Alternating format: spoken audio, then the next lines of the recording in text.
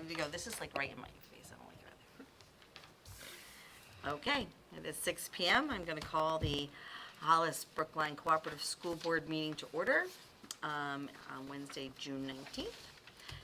I am Holly Drello Babcock. I'm the chair of the board. I'm going to let Mr. Grisone start with introductions. Tim Grisone, Hollis Brookline High School Principal. Patrick West, Middle School Principal. Rob Mann, School Board. Kate Stoll, School Board. Already introduced. Gina Bergsog, Assistant Superintendent. Krista Whalen, School Board. Linda Sherwood, Director of Business Operations. Cindy Van Conant, School Board. And we are expecting Tom Solon. He will be, I'm sure, coming any minute. I haven't heard any otherwise from him. And Beth Williams will not be attending tonight. Also school board members. So we have some agenda adjustments. I believe that one of the, can I bring it up or do you want to talk about it? I can talk about it. So last month we discussed the possible use of the fund balance, and we have a memo in the packet to talk about it. And we were looking for a deliberative item, but one does not exist, so we'd like to add a deliberative item. So that will add as number, well, let's do it before policy. So let's do it as 2. Okay. And what are we calling it? The use of the fund balance. Use of fund balance. And they can all renumber the rest of them. I'll give you time to do that. No, I'm kidding. Okay. Are there any other agenda adjustments? No. I don't believe there are. Okay. So next we need to approve some minutes.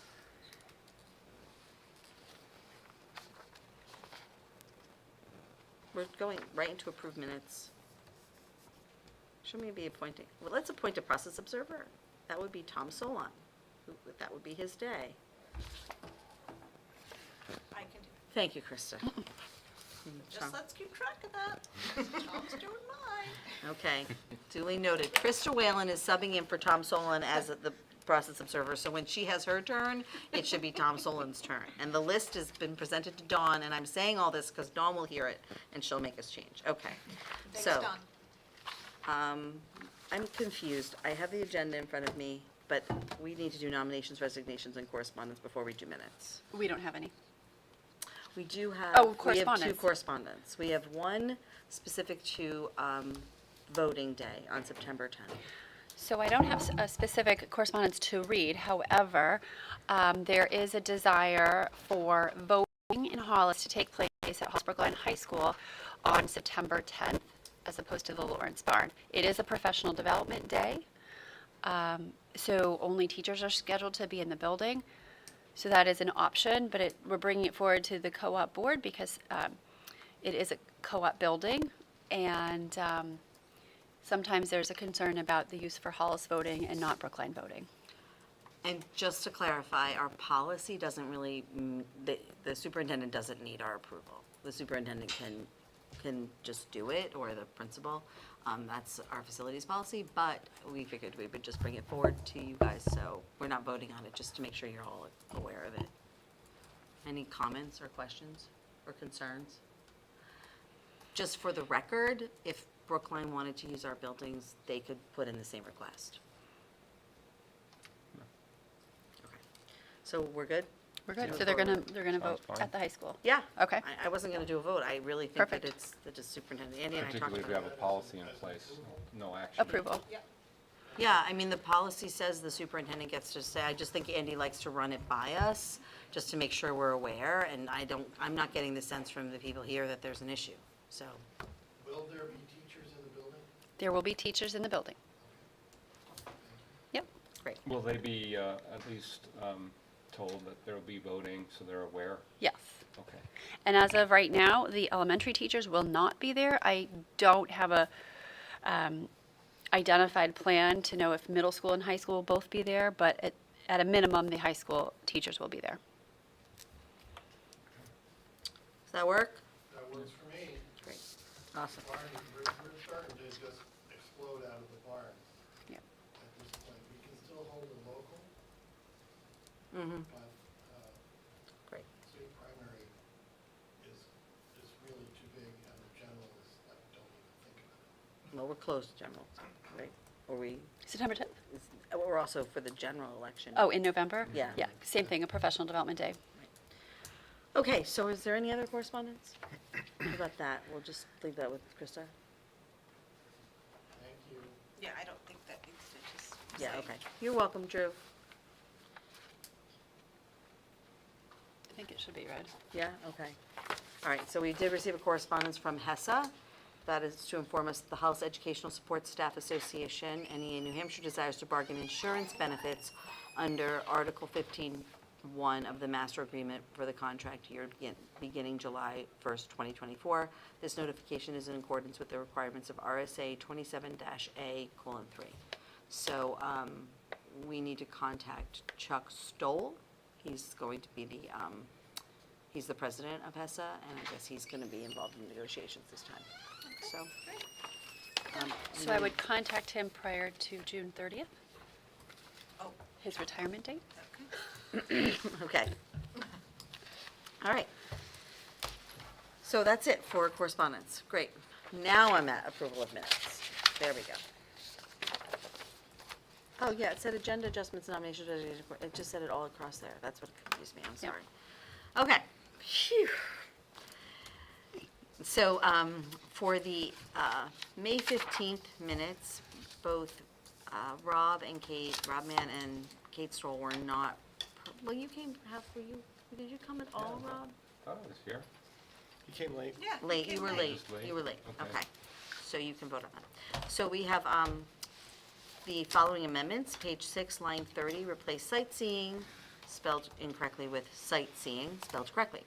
Page 12, line 14, replace qualify with qualifying. Page 12, line 37, replace typically with typical. Page 15, line 2, delete long following track.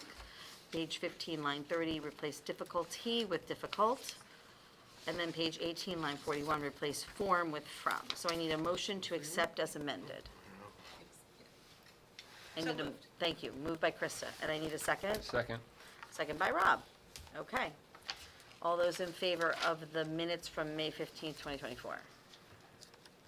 5. Any opposed? Abstentions? 1. So 501, motion carries. Then we had non-public minutes with no amendments. I need a motion to accept as written. So moved. Moved by Krista. Second. Second by Rob. Again, you weren't here, Kate. All those in favor of the non-public minutes?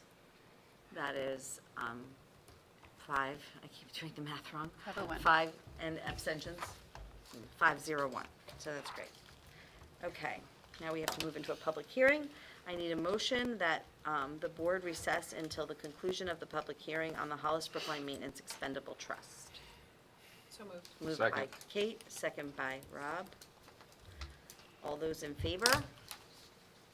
6-0. We are going to recess we are recessing now at 6:09 PM. Okay. Now I'm going to, am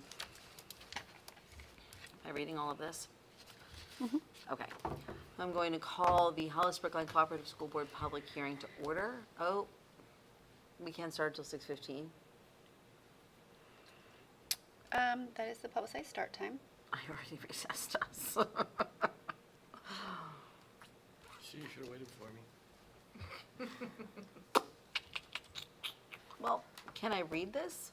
Can we, or No. I can't do anything until 6:15. I think we need to hold up. We could go back and start public input. But I just recessed us. I know, we could read So this we can again. resume for 5. We don't have to start at 6:15, Okay, but we so, can start before 6:15. so let's come out of recess at 6:10 PM. And we will, I think that's what that is, 6:10. And we will open the floor for public input. Then we'll recess. Can we recess while the public input the floor is open for public input? Because it has to stay open for half an hour. Can we recess, have a public hearing? I think we'll just make sure it's 30 minutes of session, Okay. not Of recessed. Recess Yeah. time, okay. So, just for information purposes, public input, residents providing input are asked to state their name and address for the record, and that input be focused on items that include an agenda. The public input period is not intended to be a back and forth discussion. And the way it works is we open the floor for public input, we after 30 minutes of in-session time, we will close the floor. So I'm going to open the floor for public input now at 6:11. And then I will announce when it's closed, but I can't say right now because I don't know how long the public hearing is going to take.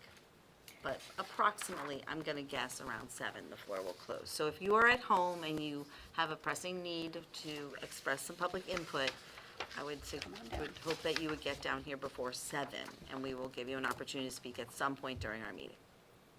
Shall we? So at this point, because I'd like to move forward with the meeting, and we have still 4 minutes, how about we go through the athletics report? Can we do that? Is that allowed? Since I do Yep. not see public input. Do you? No. Okay. So could someone do the athletics report for us? Because I think that will probably take 4 or 5 minutes. I don't think there's a lot on there that we have to discuss. Sure, be happy to. Thank you, Tim. I appreciate You're it. welcome, Holly. So congratulations to the House Brookline Middle School baseball team. Won their second of back-to-back Tri-County championships in dominating fashion, 8-1 victory over Bow in the finals. Congratulations to the House Brookline Middle School boys outdoor track team, who won their Tri-County League meet as well. And congratulations to the high school boys volleyball team, who continued their streak of championships with their 3rd state title in a row. Obviously, another really strong season for our athletics program across the whole co-op in middle and high school. So congratulations to our winners. We also had a number of different teams who competed throughout the regular season and into playoffs. I'm not going to go through all of the finishes of all the teams, but again, another strong showing for Hollis Brookline teams in both the middle and the high school. I do want to make a note here. Congratulations to our senior athletic award winners. The second annual athletic department, third annual Senior Athletic Awards Night took place on June 10th. The evening was highlighted by honoring several student athletes with awards such as the Cavalier Leadership, Sportsmanship, Team Player of the Year awards, and our Cavalier of the Year. We also had a nice presentation from our state championships, state champion teams, the girls and boys volleyball teams, as well as the girls soccer team from the fall, bringing home the state championship plaques and a nice presentation. The event was put on by our assistant athletic director, Mr. Jordan Scott. He did a tremendous job. And also, I wanted to note here, the HB Athletic Booster Club hosted their annual golf tournament on May 23rd and sold out the event for the 2nd year in a row and raised over $10,000, which will be allocated to the general fund, supporting the purchase of items such as championship apparel, athletic and team requests, and a number of different other athletic items for our teams. So, nice ending to another strong year in our athletics department. And I'm open to answering any questions about the athletics report. Congratulations to all the state champions. Yeah. Really impressive. Just a quick question. Is there a reason that the donation from the Booster Club goes into the general fund rather than into the athletic? It goes into their general fund. Oh, It doesn't go to our general Sorry. fund. Oh, They have a general fund that Okay, they use no. for, yeah. sorry. Yeah, no, congratulations to all of the teams, the winners, those who, they're all winners in my mind, but they all did a great job representing HB. And that's always really nice to end the year with a lot of positives. So, congratulations. Absolutely. Okay, thank you for that. We'll come back to principals' reports after we, Just have another questions, it's not on the report, but related to athletics, I don't know. sure.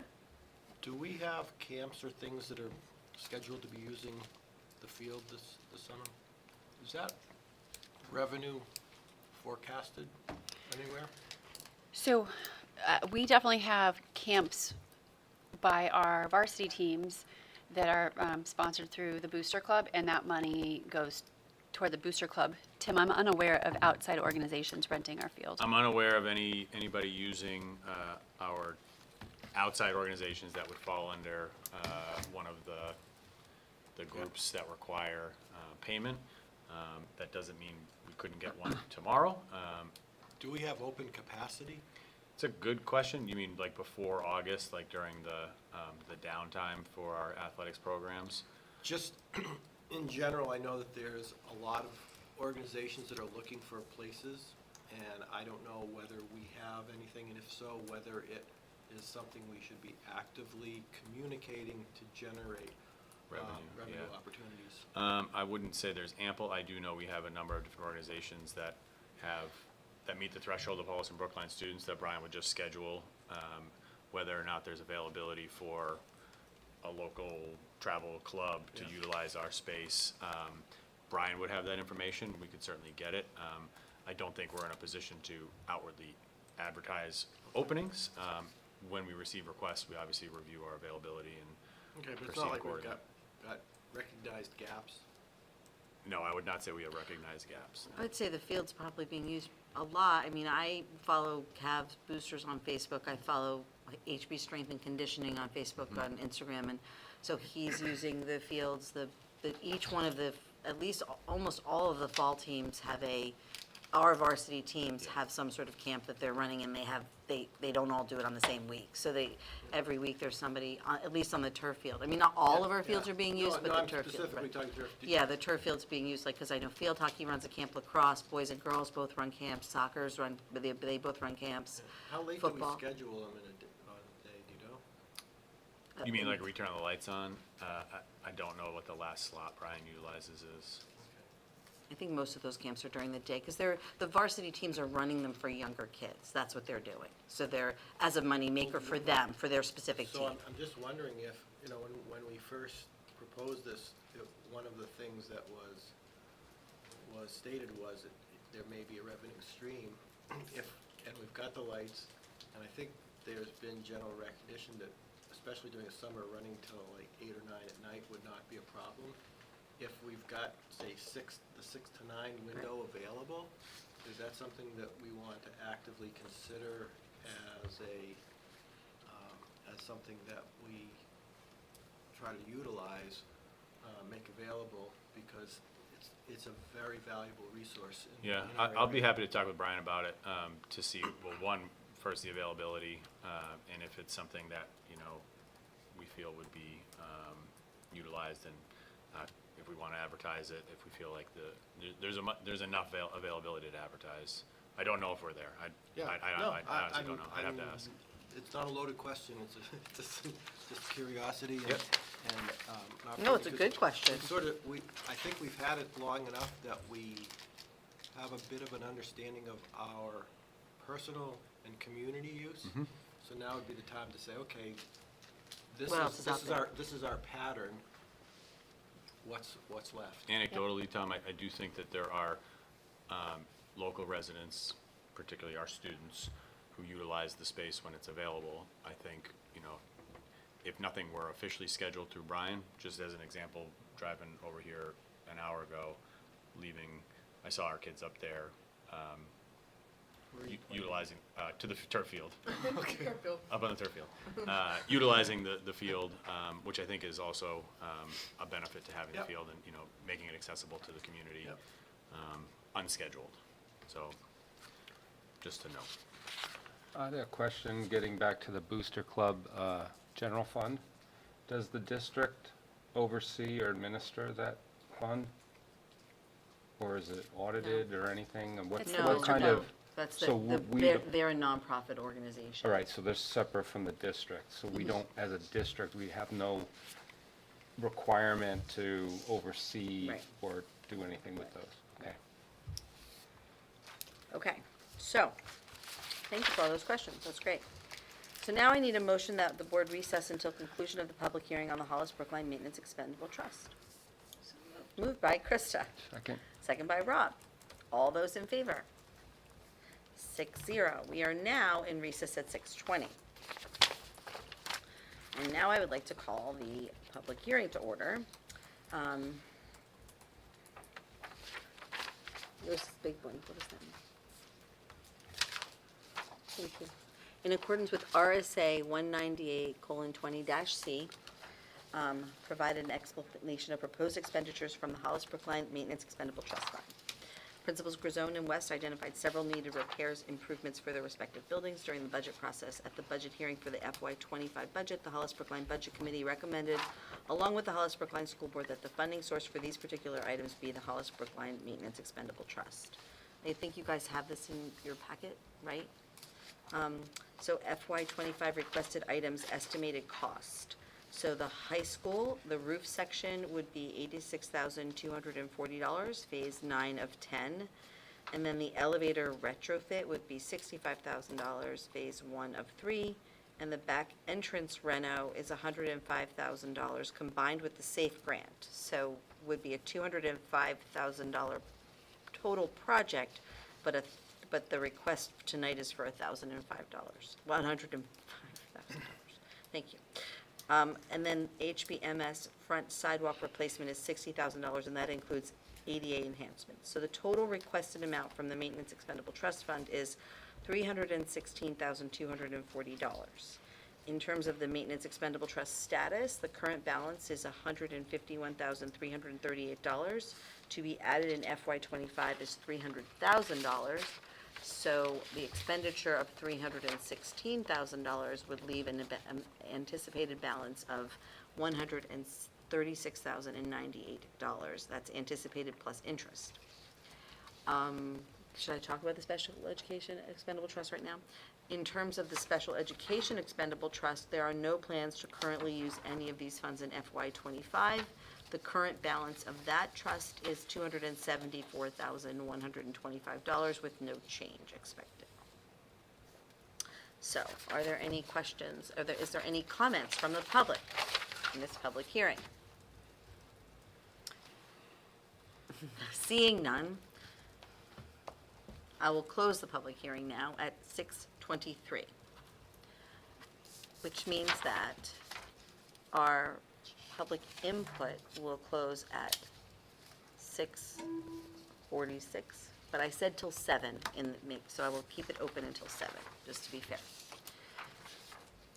Okay. Moving on. Is that all I need to do? Yeah. Okay. Great. Back to the principal, now can we come out of recess? I don't need to make a motion to do No. that, right? No. We just do it, okay. Coming back out of recess, we are now reconvening at 6:23 PM. Moving back to the principal and athletic reports, because this meeting is going very smoothly. We're going to move to the Hollis Brookline Middle School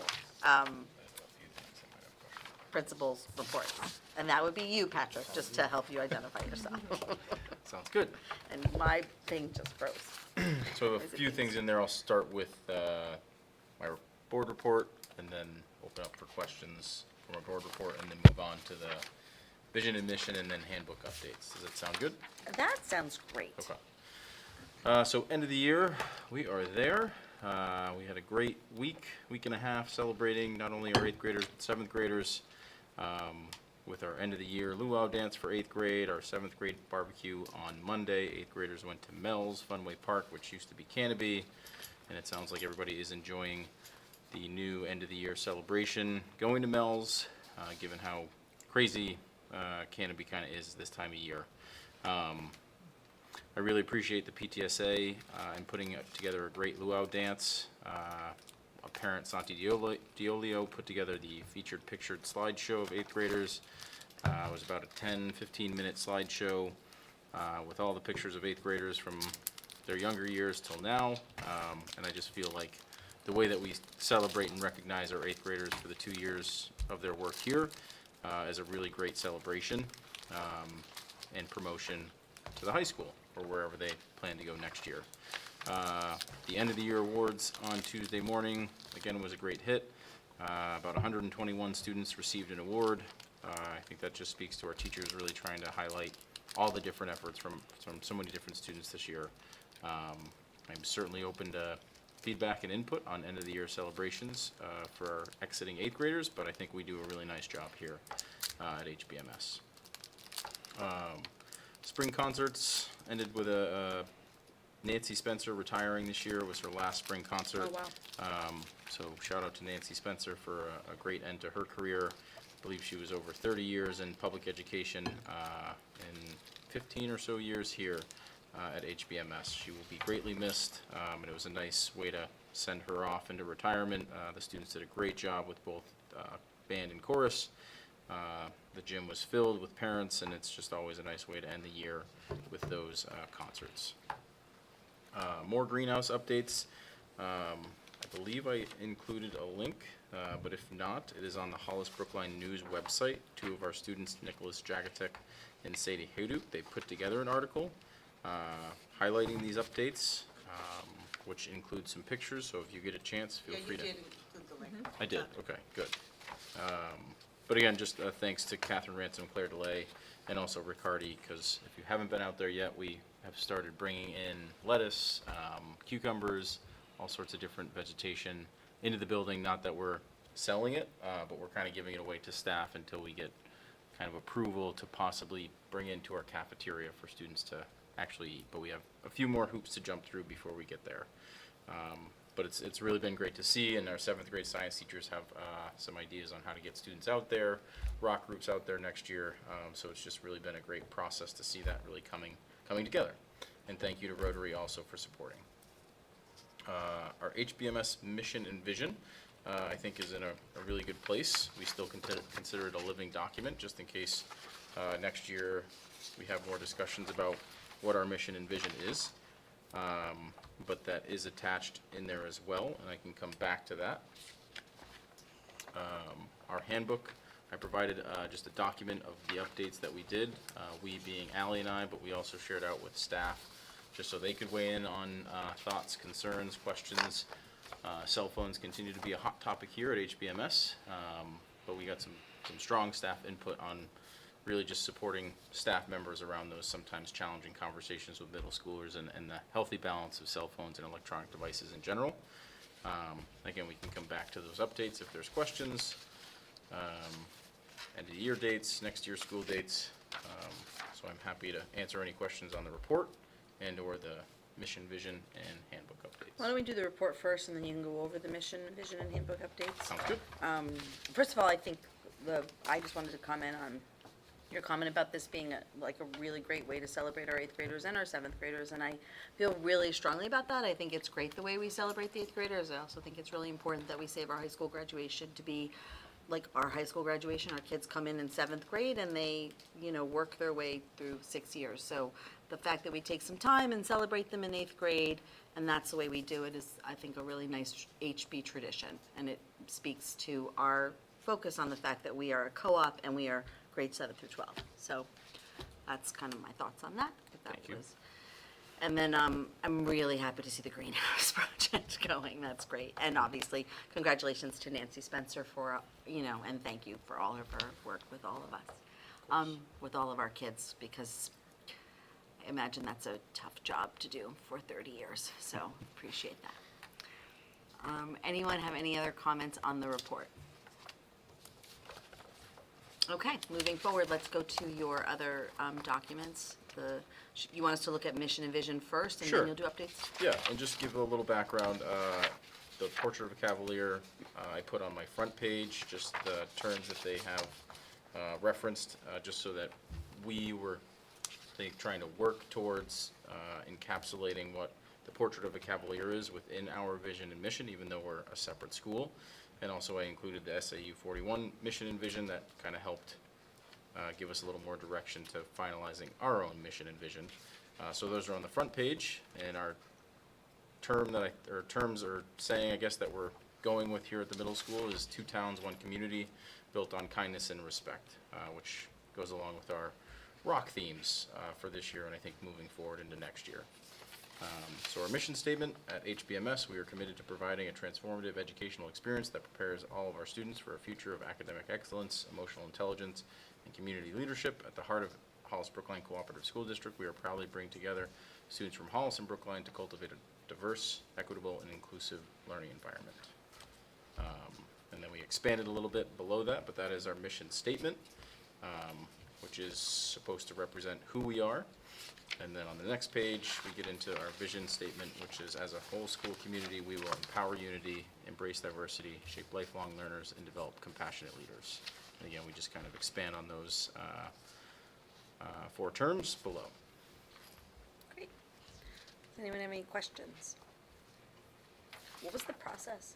So last year, I was encouraged by Andy and Gina to put together a mission and vision, just kind of what I felt the building was and where I see this building going. And then from there, I shared out with staff. And I think Allie, Catherine, and I, our building leadership team, kind of used the first part of the year to kind of fine tune, and then starting in January, we shared out with staff, and then built into our staff meeting time for small groups to get together, break this apart, dive into it, and provide suggestions and feedback on what they were interested in seeing. And then by the end of the year, we all agreed that this was what we wanted our mission and vision to be for HBMS. And then this will be included in the handbook. Correct. And that also, through all these really good conversations, that helped Allie and I kind of take into consideration a lot of the updates that we did into the handbook, while also getting a copy from the high school and trying to align as best as we could, while still keeping a middle school model. Are there any other questions? Are you going to look at the updates page separately, or do you want to roll that into this conversation right now? Yeah, let's look at the updates now, and then we can roll it all together. How does that sound? Does that make sense to you? So I should wait? You should wait. Okay. Although I already asked my questions, but it's okay. You can wait. Go ahead. For the updates? Yeah, sure. Yeah, so in the updates, which I did not provide a full copy, but I do have a printed version, and I'm happy to pass that along. We update our welcome every year. We added our vision and mission. We added a section for ROC, including definitions, goals, student attendance, add drops, course override updates, general procedures and practices. A big chunk was the general student conduct procedures and updates. We really tried to focus a lot of our work here, aligning with the high school, because there was pretty big significant difference between what the high school had and theirs. Not saying we have to be the same, but Allie and I, just again for some consistency around some of these bigger policies that do kind of encourage us and give us direction and some consequences, we really just wanted to try and align closer to what the high school had in their handbook, so that parents and students are aware starting in 7th grade with those pretty big policies. So again, cell phones, electronics devices, alcohol, drugs, fighting, and then weapons, which I think we've discussed the policy in here. We updated regards to consequences, detention, suspensions, expulsions. We added some policies, and we updated a few of our policies, and then we've recently received an updated version of our universal accommodations. Okay. So, are there questions? Tom? What were the updates or changes to the course override practices? Where does that stand right now? So we have a course override form that I think has been around for a while, and we were just finding, and I can't speak to the high school, but I think you guys did change some of your override procedures, but we kept ours at the middle school, but just updated our form for some internal confirmation and just making sure that everything was being reflected in Power School. So there wasn't anything. So nothing in practice has changed? No, not really. Just So- more of the. So parents still have the ability, at their discretion, to override any school recommendations? Yes.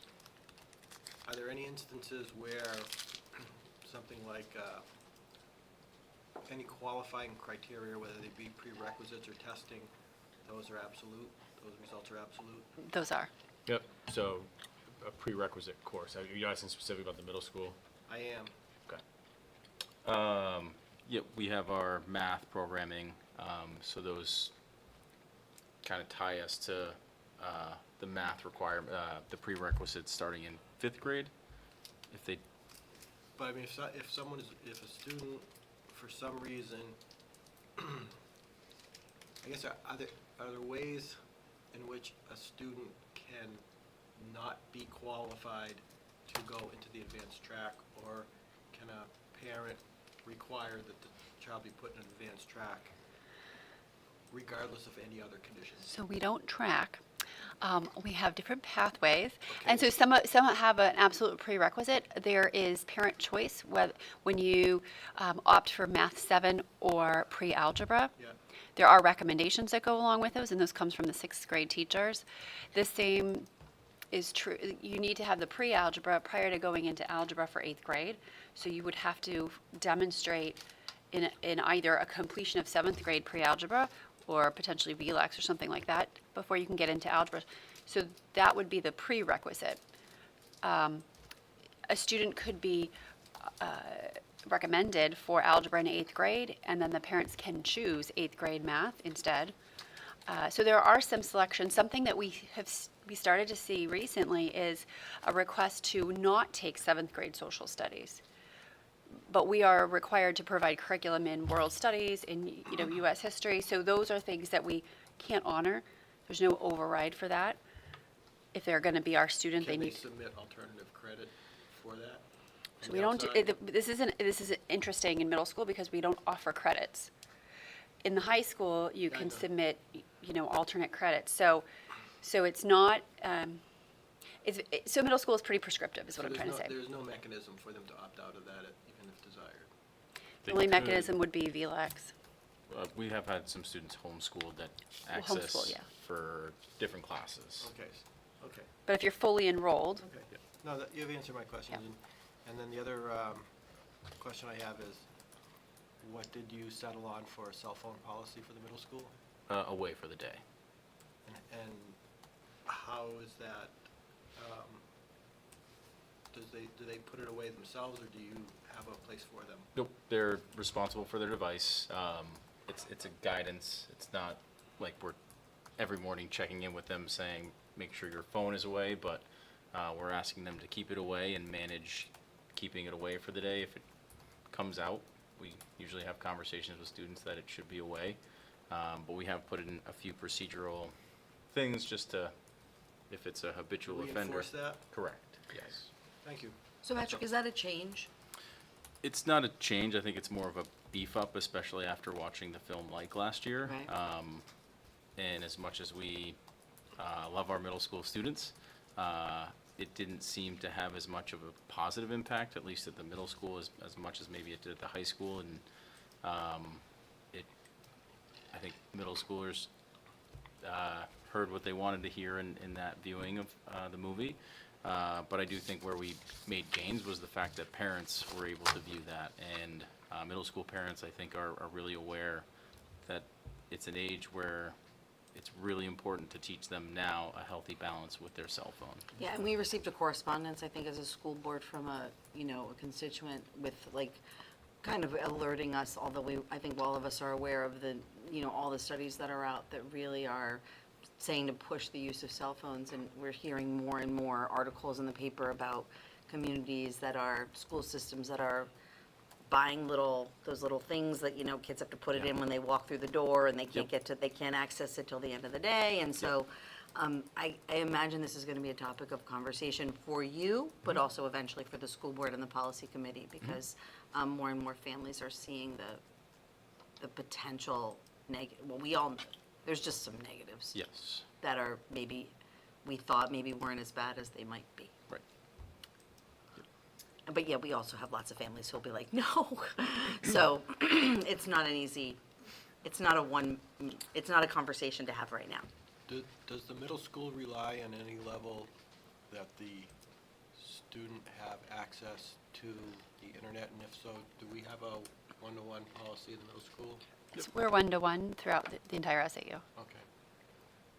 Yeah, so they have access to everything they need There's no reason on that they would device. need it. No. Correct. Can I just ask, I like that you've added the rock in there. What are, generally speaking, the policy additions and updates? What does that mean? Just throughout the year, we've had some updated policies. I think we were actually. Yes, Okay, I that- was just wondering if it was. I think yeah. we were actually missing some that were supposed to be in there, so Ally and I really made sure our policies Okay, were. that's what I was, yeah. okay, that's great. Yep.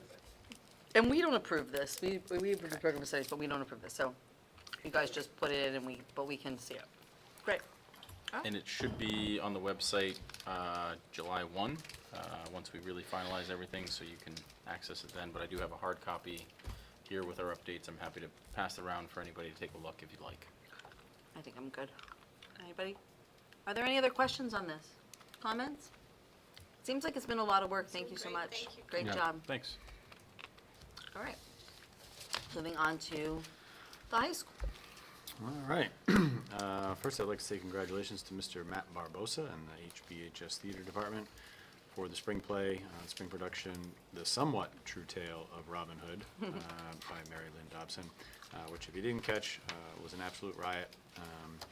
The group also, in addition to 3 weekend performances, took the show on the road. They went down to Hughes and to CSDA, similar to our efforts to expand and advertise to some degree our performing arts, our music department, the band.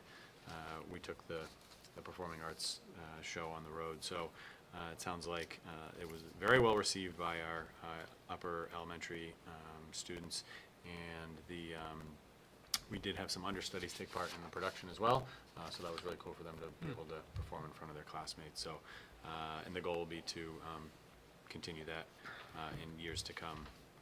So congratulations to Ms. Barbosa and the whole theater department. I would like to bring your attention down to the CTE enrollment numbers. Last month, we talked about course enrollment numbers or projections for the fall, and we did not include the CTE numbers. We didn't have that information at the time. We do now. In addition to the general enrollment numbers I listed on the board report itself, I also included as part of the board packet more specific breakdown of which programs our students are going to be taking part in at North, South, Alvern, and Milford. We do have 4 Milford students who will be entering their second year of their programming at Milford, so we grandfathered them in, and they will be finishing their program at Milford, and the plan will be those will be the last students heading over to Milford for CTE for the foreseeable future. Kudos to Mr. Mr. Illingworth, who came back to HPHS to oversee the, once again, very successful spring guitar night, 2-night event. We had students in all grades engage in the activity. It was really, really an awesome night. It's always fun to see the kids in their element, and we really do have a ton of talented students performing. And one of the things that I always appreciate seeing is kind of the younger kids getting pulled into to that event. It's not something that exists at younger ages, and the picture there is some of our outgoing seniors who definitely play a mentor role in bringing some of the younger kids under their wing. So congratulations, Mr. If you've never seen Connor Moken play the guitar, you are missing out. That kid is a very, very talented musician. And I wish Is him. the grades 9 to 11, is That's a that typo? mistake. Yeah, that's a typo. Yeah, we had all students in grades 9 through 12 engage. Those kiddos right there are seniors, Elliot and Connor. And I can't see who's playing drums on that particular song, but it was really, again, a really, really fun event. Walk for Change, we had our school social worker, Jillian Berkeley, oversee our Walk for Change this year in our Community Wellness Ambassadors Club.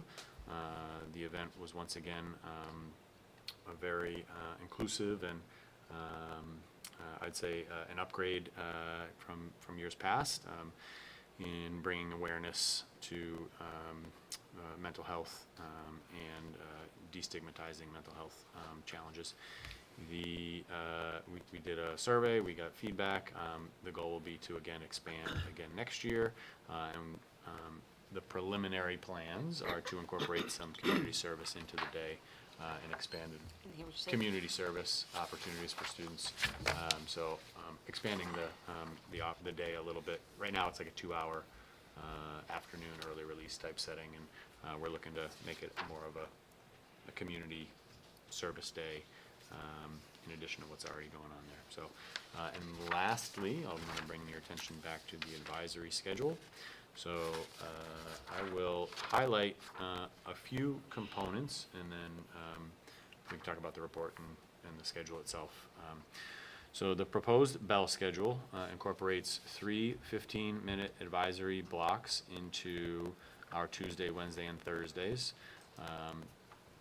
And it also, it drops period 4 on Mondays. So historically, period 4 has run Monday through Fridays, and has created for some inequities in the building, both for students' learning experiences as well as teacher preps, and at times there an imbalance in instructional minutes for a singular course. If you have a 4th period class and you teach that same class at a different period, the course that you have 4th period has far more instructional minutes, or had far more instructional minutes. So it improved and addressed the imbalance and inequity presented by the existing schedule, as well as added a 15-minute advisory. The way we were able to gain those 15 minutes, I did break down the minutes for the board to view. It's again another attachment where you can see the instructional minutes, the impact that it had on each individual period. And I think what you'll note there is 4th period, we were able to capture the time specifically from 4th and pretty closely balancing out the numbers without really losing much more than, I think, 3 minutes, if I'm not mistaken. It's either 2 or 3 minutes were the max per period outside of 4th period. So most of the minutes, the 45 minutes that we gained for advisory for the week came from 4th period and addressed the imbalance, generally speaking. So why don't we do this? Why don't we comment on your board report, Okay. then we'll talk schedule. pull up the schedule, and but I think we'll pull up the CTE numbers first and look at those, because you covered those, and then we'll do advisory. How does that- Sounds good. In case anybody has any questions. So first, are there any questions on the board report itself or comments? Looks great. I just want to say congratulations for a great year. I mean, it seems like there's just a lot going on this year for the kids, a lot of opportunities for them, you know, in performing arts, the Walk for Change, all of the different things that happened over the course of the year. And these board reports for both of you, both the middle school and the high school, just always show all of the different things that our schools are doing. And Yeah, it's amazing. I had the opportunity to adjudicate some of the Project Citizen presentations. Really amazed at the level of detail and research that each of the presentations did. It was really quite surprising and fun Yeah, those were great. to take a part of, so I appreciate it. So thanks so much for these pictures and, you know, all of that. Are there any other comments on the board report? So then I'll ask that we all open the CTE numbers, because there's a separate sheet there. In case anybody has specific questions related to this, we'll do that next. First, I just want to comment that I think it's really nice to have this breakdown, although I was very confused. I didn't realize that was the grade. So I was like, there are 10 kids in Alvarin doing construction, but it's the numbers. I got it there. So I got a little confused, but it's great to see the different programs that kids are going to and all the different things that kids can see and do. So remind me, are we not going to Milford next year? So we'll have 4 students who will be completing the 2nd year of their programming. We wanted to allow them to finish their program in Milford, but if you recall the conversation we had about the area agreements, Right. it's more individual agreements with specific schools moving forward. The plan will be to pull back from Milford after next year, and these 4 students are all 2nd-year students. We didn't allow students to enter the 1st year of their programming at Milford, but we That's what I allowed was these guys to wondering. finish. Yep. Thank you. Are there any other questions on the CTE stuff? Our numbers certainly seem to be going up. Yeah, I do know the 55 is a very healthy number. I don't have the historical data in front of me, but compared to our overall enrollment being in the 700s, 55 Yeah. is a higher figure than. Right. Are they typically in exchange of 2 class periods in your building? It's 3. 3? Because So of it's travel. two credits for 3 periods is the exchange. because the travel, right? Yeah, And last year, the enrollment was 44. thank you.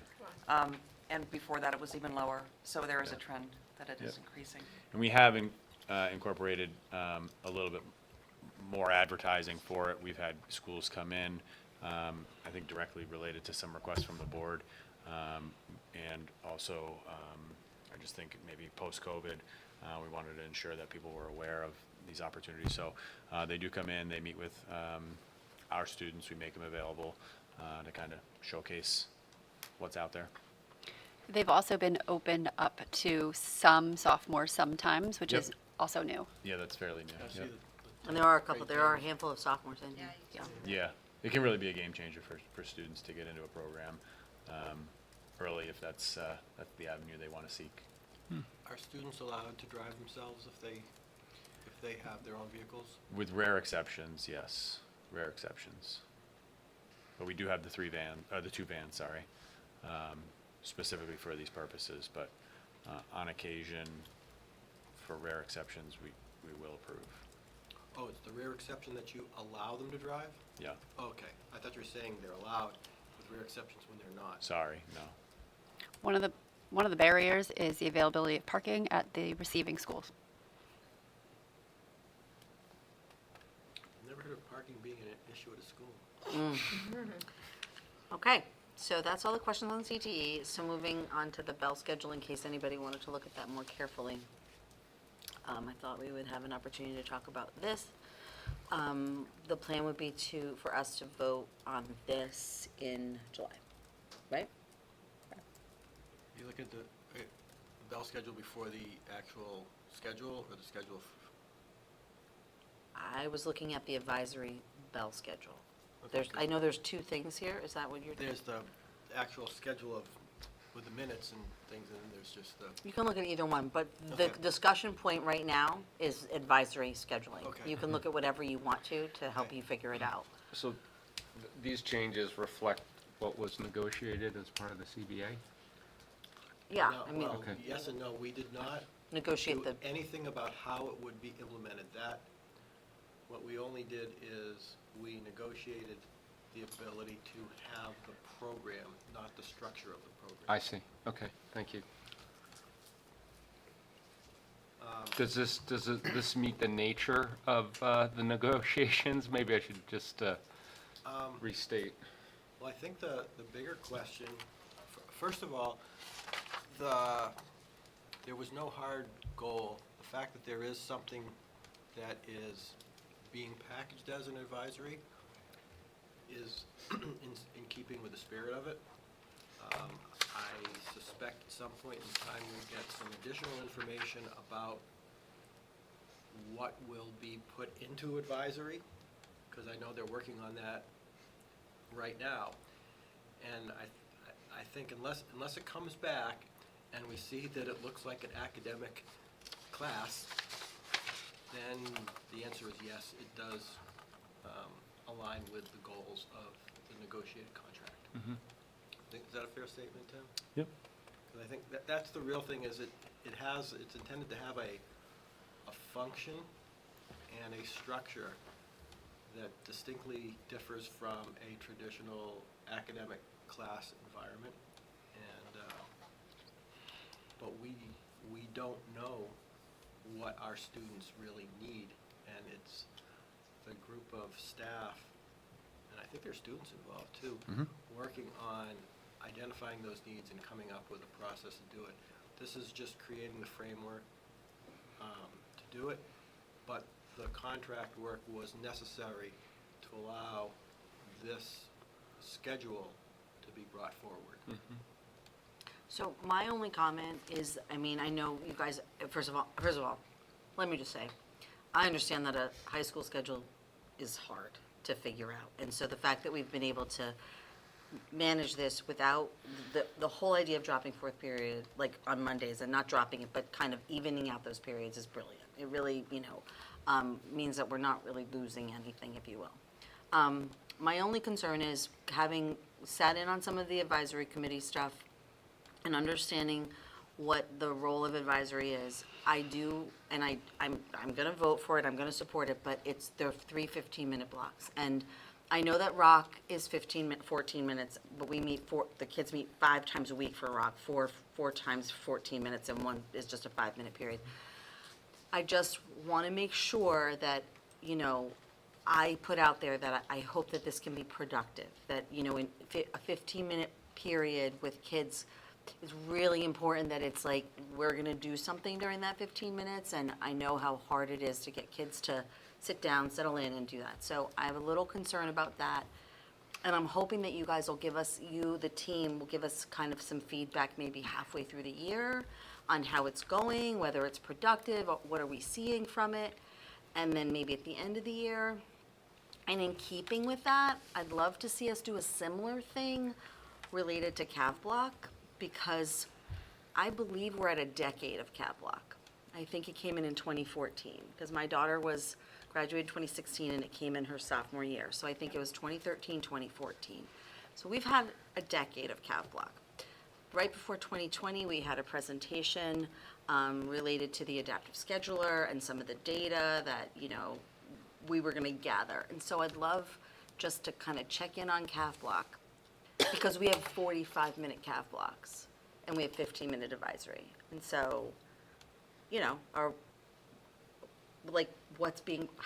productive are these times? Are our priorities on track? Right, or maybe do we have a 35-minute Cav block and a 20-minute, you know, like what, because these are both times that are supposed to feed our kids, and I totally support them. They're providing something for our kids that it's not necessarily instructional, but does help their academics. So I just wonder if there's a balance there that could be played with a little bit. It's just a question, and I'd love to hear some, you know, and we can talk maybe when we go through our Google Doc of like when to schedule those kinds of like conversations. Sounds great. But to kind of have some follow-up on those two. Just a thought. Great. I'm not the boss. so. Is there a plan on what we're doing in that 15 minutes, or are we leaving it up to the? So, yes. There are 3 guiding principles, which I think I did share last month. And through our work, you know, we've prioritized the building connections. You know, building connections both amongst students and then with, you know, the trusted adult in the building. So a large majority of the work we're doing.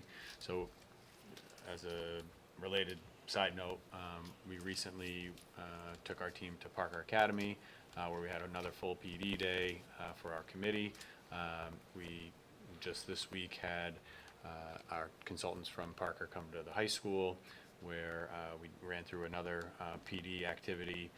Tomorrow is our full staff professional development training for advisory, so we'll have our consultants from Parker, as well as our facilitators who've been trained, provide training on what's to come with advisory, again, with the main focus being on building connections, allowing students some time and some space away from academics with a trusted adult, and basically prioritizing making that connection with an adult. And I do see the 3 times a week is going to help that. Like, I get that, like, having advisory 3 times a week, because that was the goal. I remember that from the very beginning when the committee first started talking about this, is that's the goal. It's the one trusted adult connection with kids to that.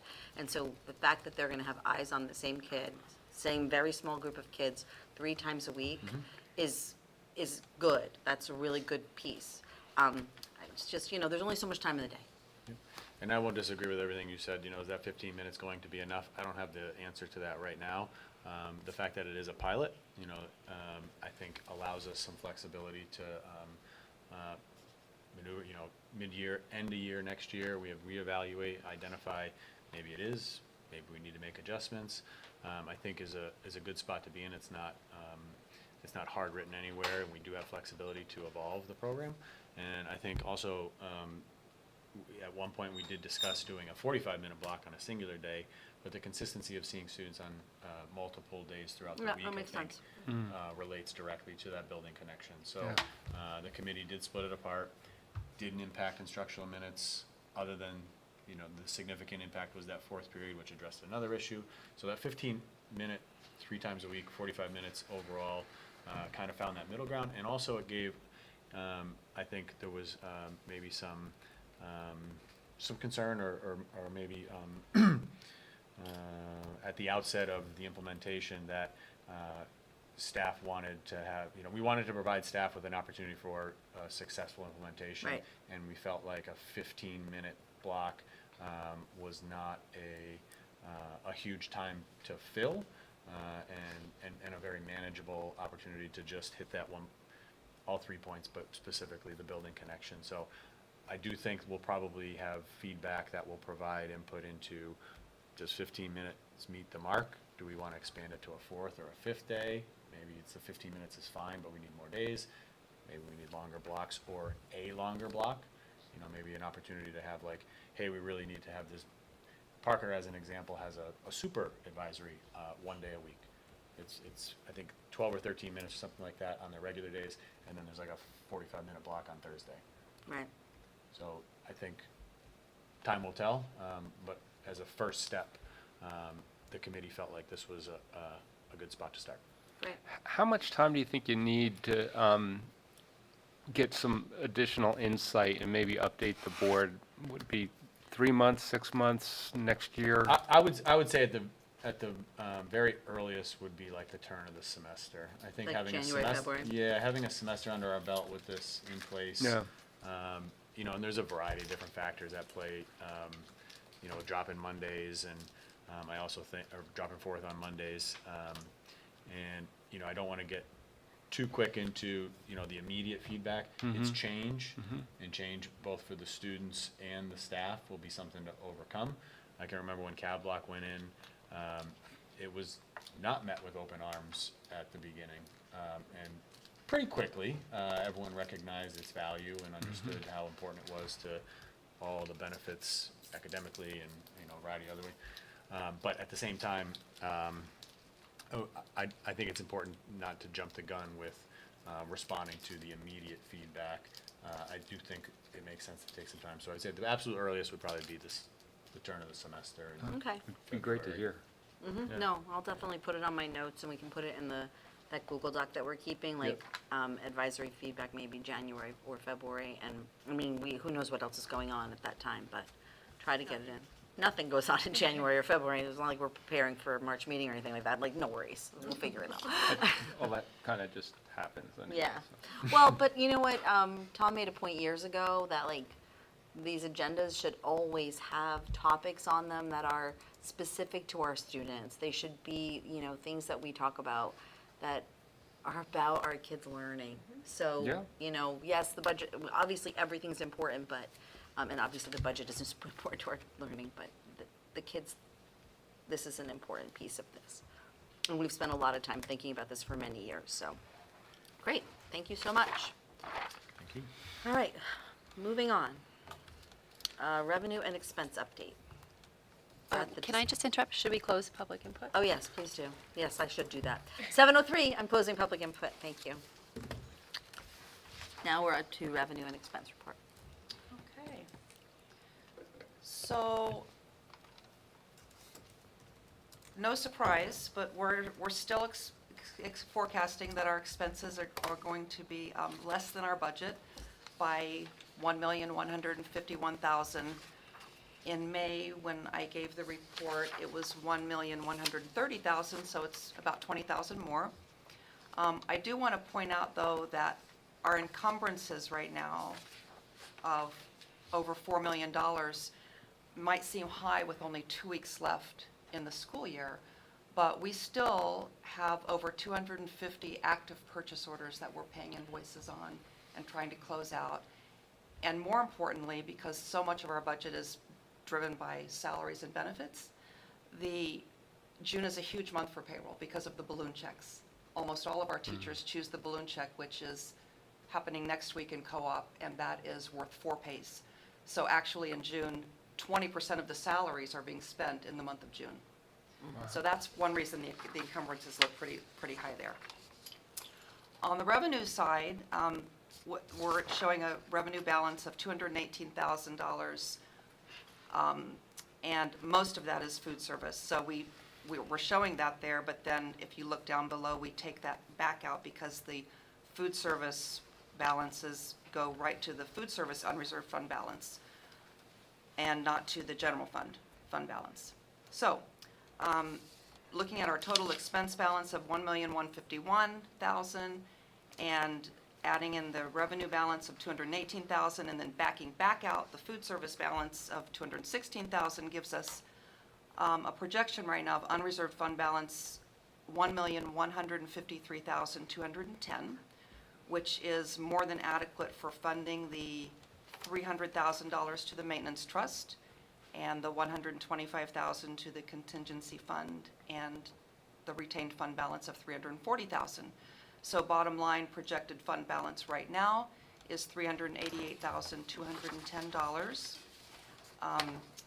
The business administrator does have a memo included in the packet where she identifies some things that the board could choose to spend that on. We did promise the taxpayers that we would give back at least $200,000 out of that $388,000.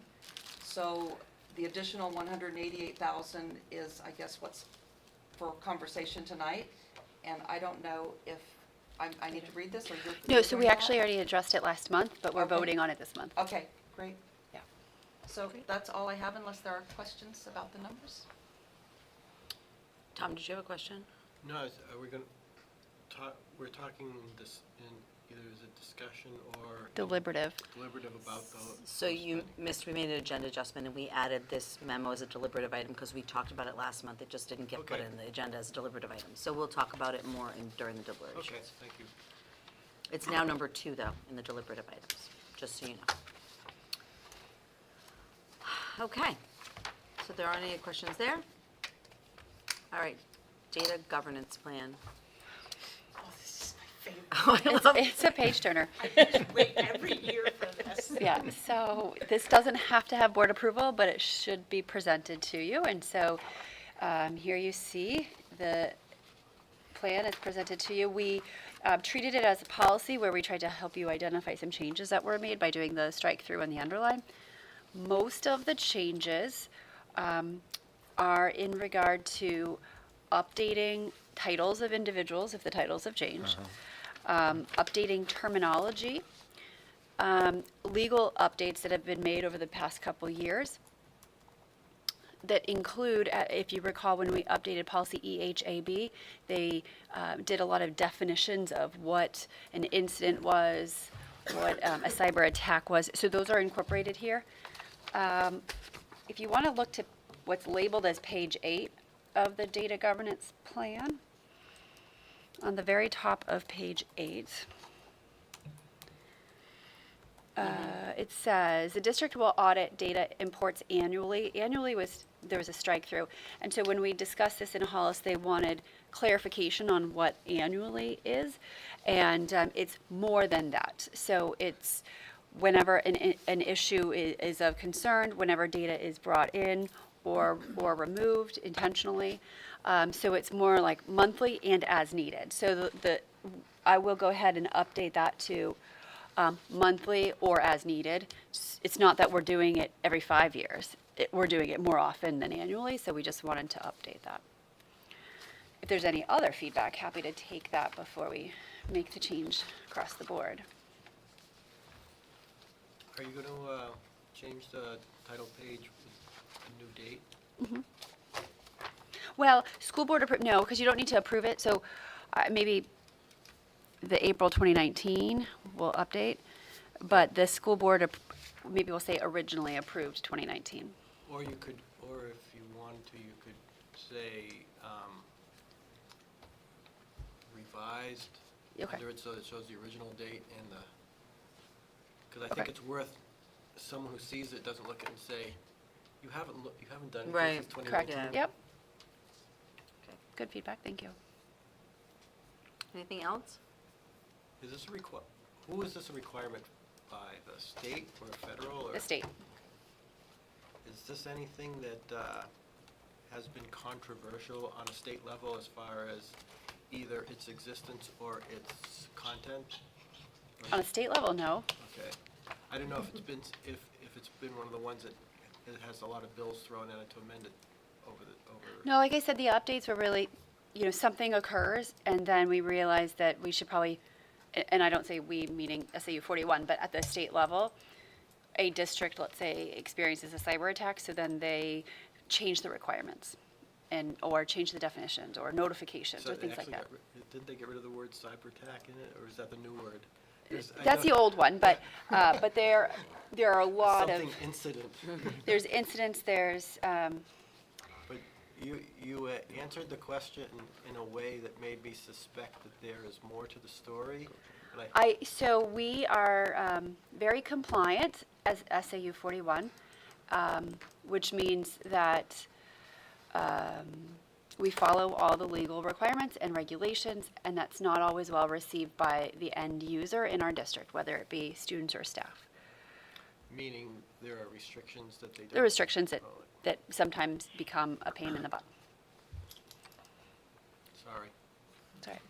Is this mostly a IT reference guide? Yes. Or are there other stakeholders that reference this? That should reference it? That should reference it, yeah. So, all, it should really be anyone in the district. So whether you are a data user because you are a teacher and you have access to student data, or a secretary, a custodian, you have access to data on our systems. I mean, it impacts every single employee. Okay. But I don't think every single employee understands how they're involved in this, because the title doesn't really scream, oh, this refers to me. This is for you, yeah. Yeah. Does our audit process include an element of evaluating understanding by users and stakeholders of the policy? Yes and no. So our on-site audits are things as simple as walking around and checking, okay, did Krista put her password on a sticky note right here? Because that's not safe and secure. Or in the top drawer, or things like that. So does Krista understand how to, maintain security? But with various things that we put into place, like multi-factor we put into place this fall, our users are beginning to understand a little bit more all the pieces that are in place for their own safety and security, and the security of the data in our district. You know how we now have a segment of the professional development that occurs before school starts that staff can do on their own? Is this an element of it? Yes. Yep. We used to have some emails that were going out to see to test folks, to see if they were going to be gullible into clicking on things. We've now instituted another system where all of our emails are kind of previewed, so that like looks like phishing, that those types of things put in place to really stand out for staff. Don't just click the box. All right, thank you so much. Lots of good questions. So that's all we need to do with that, right? Yeah. And you don't need to approve it, you just No. need to make sure that we saw it. We have to see it annually. Annually. Thank you. Yep. Okay, moving on to the stipend chart. So the stipend table is something that needs to be presented to us also every year.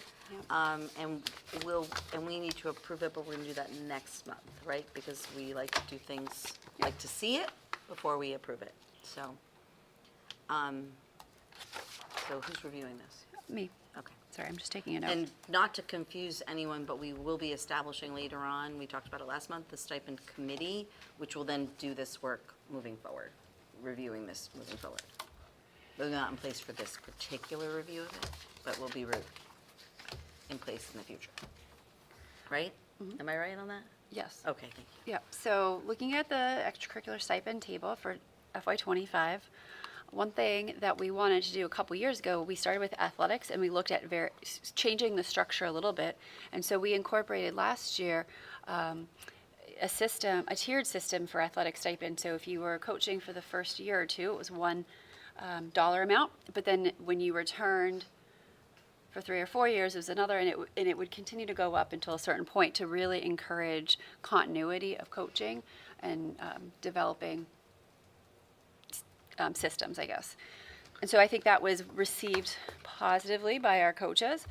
It didn't make sense to do the same type of structure for our club advisors because sometimes there are tiers already built in, such as class advisors. So if you are a freshman class advisor, there's not as much work, so it's a lower tier for freshman and sophomore, and then it becomes more complex as you hit junior year and senior year. So they're already built in, and the idea is you follow a class. So then we looked at a different approach, which was similar to the stipend for department chairs at the high school. It was a percentage of the base salary. So what I did was look at the tiered dollar amounts that already existed. Well, first of all, I combined it all into one table, so middle school and high school was on one spot. Everybody could see it. You didn't have to look for multiple charts.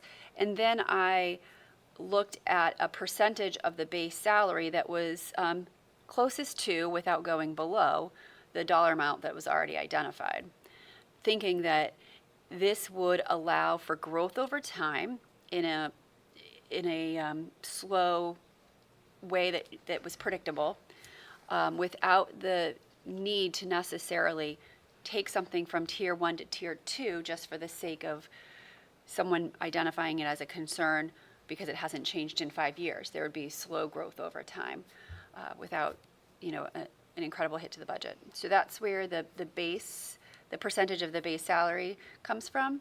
Is base salary bachelor step 1? Yes. And did you use the first table of the new contract? So it's a good question. So originally this was built off of FY24's table. And so then I looked at this and talked to our business administrator and said, what, do I change the percentages? Do I reevaluate? And based on the structure that Brian Bumpus had put into place with coaches receiving incrementally more money and budgeting that way, sometimes coaches depart. And so then we ended up with a little bit of a balance there. So she felt very much that we would be able to manage this with the new contract. But my point is, these positions aren't getting a 10% raise from last year to this year. So, or from this year to next year. No, they are. They are? They are. Because So the percentage that you matched up was for this year? so originally it was 1% of the FY24 base salary. That was closest to, without going over, the dollar amount that was identified. Or without going under. Without going under. So 1% might be actually a little bit more than the exact same No, I dollar amount. understand, Right? but- And so then we adopted a new contract, if you didn't know. And so then 1% of 10% higher is certainly 10% higher. 10% or more higher. If it was already higher, let's say it was Yeah. $400 and then it became $432 and now it's 10% higher. So yes, no, it is, these right here identify a 10% increase. But when you're talking about $400, it's not the same as a salary. It's a smaller No, stipend. but when you look at the total value that we have on the extra, on the stipends, and you bump that by 10%, that's a notable amount of money, if not an overwhelming amount. I would have,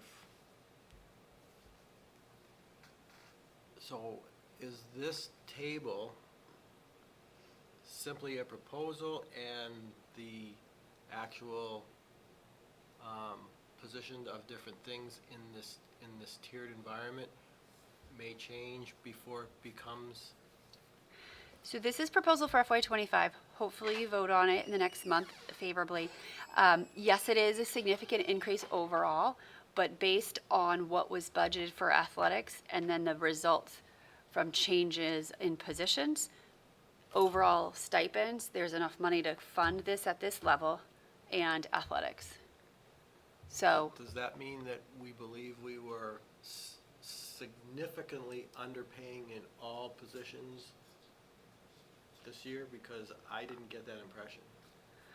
I got the impression there were some that were clearly needed review, but that there are others that were viewed as being appropriate, because we've been making adjustments all along in some of the areas, including the last couple of years where we've been asked to change tiers on some of them, and to just across the board increase them by 10% or more is a concern to me.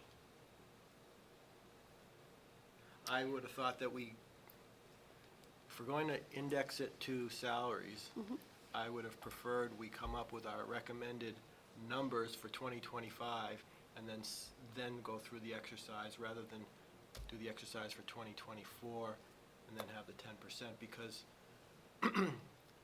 we had a clear understanding of the need to make a correction in salaries.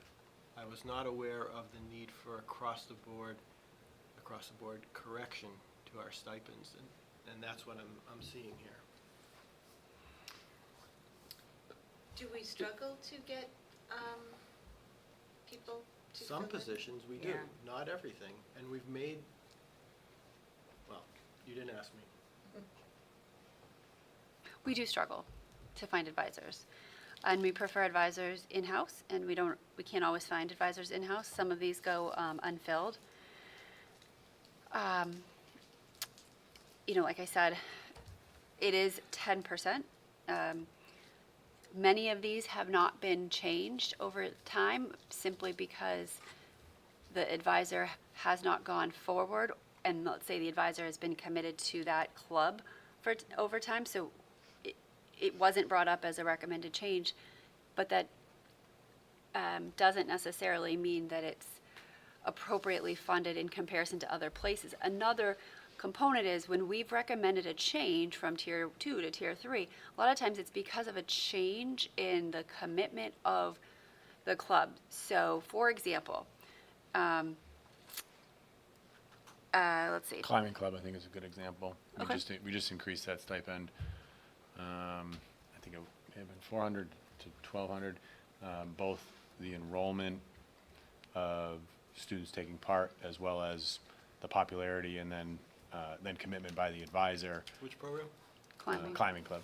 It should be Increased significantly over the last couple of years, and then through our budget process, we made the request, we expanded it to a higher tier to address in this moment how much the club, the expectations on the advisor have changed just by nature of interest, and then frequency of meeting, and it turned into a full year-long club, which is great, but we wanted to respond to the need.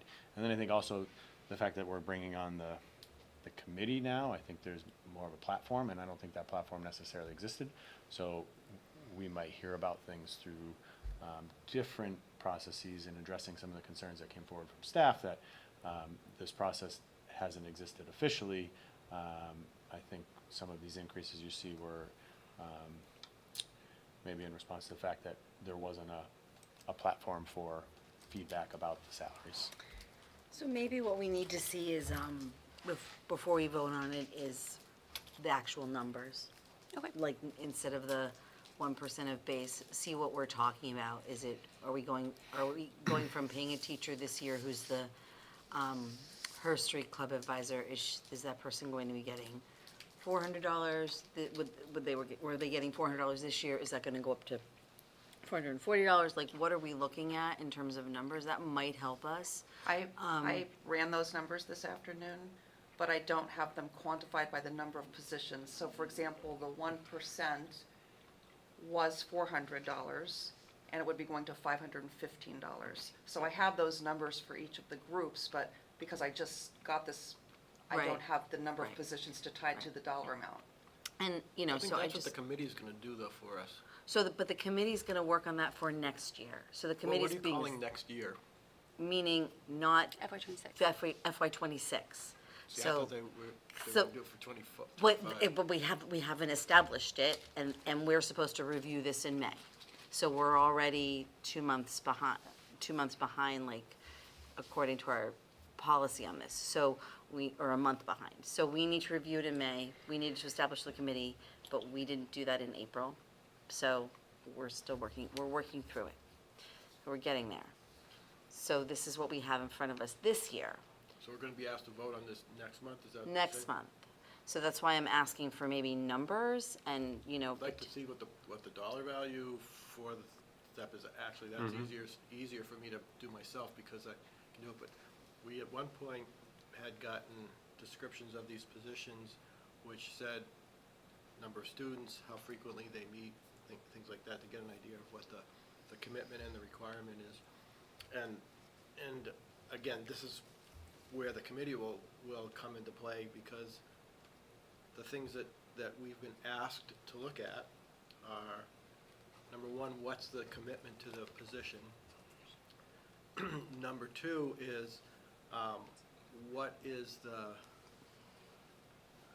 don't know if we want to call it value, but where does this fit? Is this just something that's nice, or does this tie into something? Right. Is it extracurricular or co-curricular, that kind of thing? And then the third element, which I don't think that we're in a position to do ourselves, but the committee may be able to do, is to look at what these positions are paying competitively, benchmarking us against Right. other districts, because that's what the staff came to us Right. showing. I understand the reasoning for it, and I'm not saying the numbers are wrong, Right. but it's, if they're right, it's arbitrarily right, not intentionally right. And maybe this concept, this 1% of base salary, is something that might be better once the committee's looked through it. Maybe we do need to go back to sort of just what we've had before, which is a number, an amount. Maybe we tweak that to adjust it, but then allow Yeah, the I committee to like move the forward. idea Because of I like this indexing. concept, but maybe we need a committee to kind of bring us to this concept and work through it and kind of come back that way.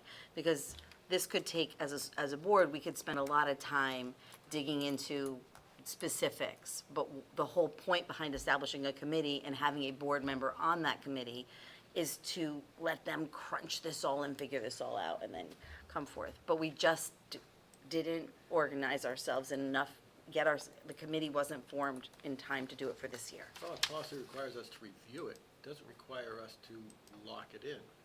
Right, right. I think we're supposed to approve it, though, every year? Can't remember whether it says review or approve in the policy. So we will check the policy, make sure it needs an approval. If it needs an approval, it'll come back next month for approval. It'll come back next month no matter what. But we have to review the policy to make sure it's review or approved. I have a question. Sure. Cindy has a question. For the people that aren't in the building, is the base salary what? I mean, do you still use the step table? Yes. Yeah, Okay. that's the idea. Okay. Are there any other questions? Can we just change the name possibly to Hollis Brookline Cooperative District? Yeah, thank you. Stipend table? Sorry.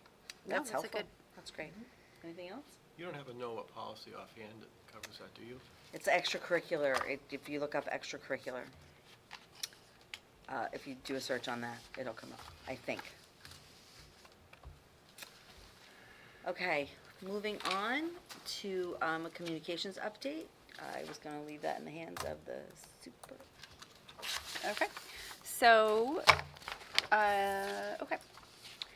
I was asked to provide an update to our communication platform.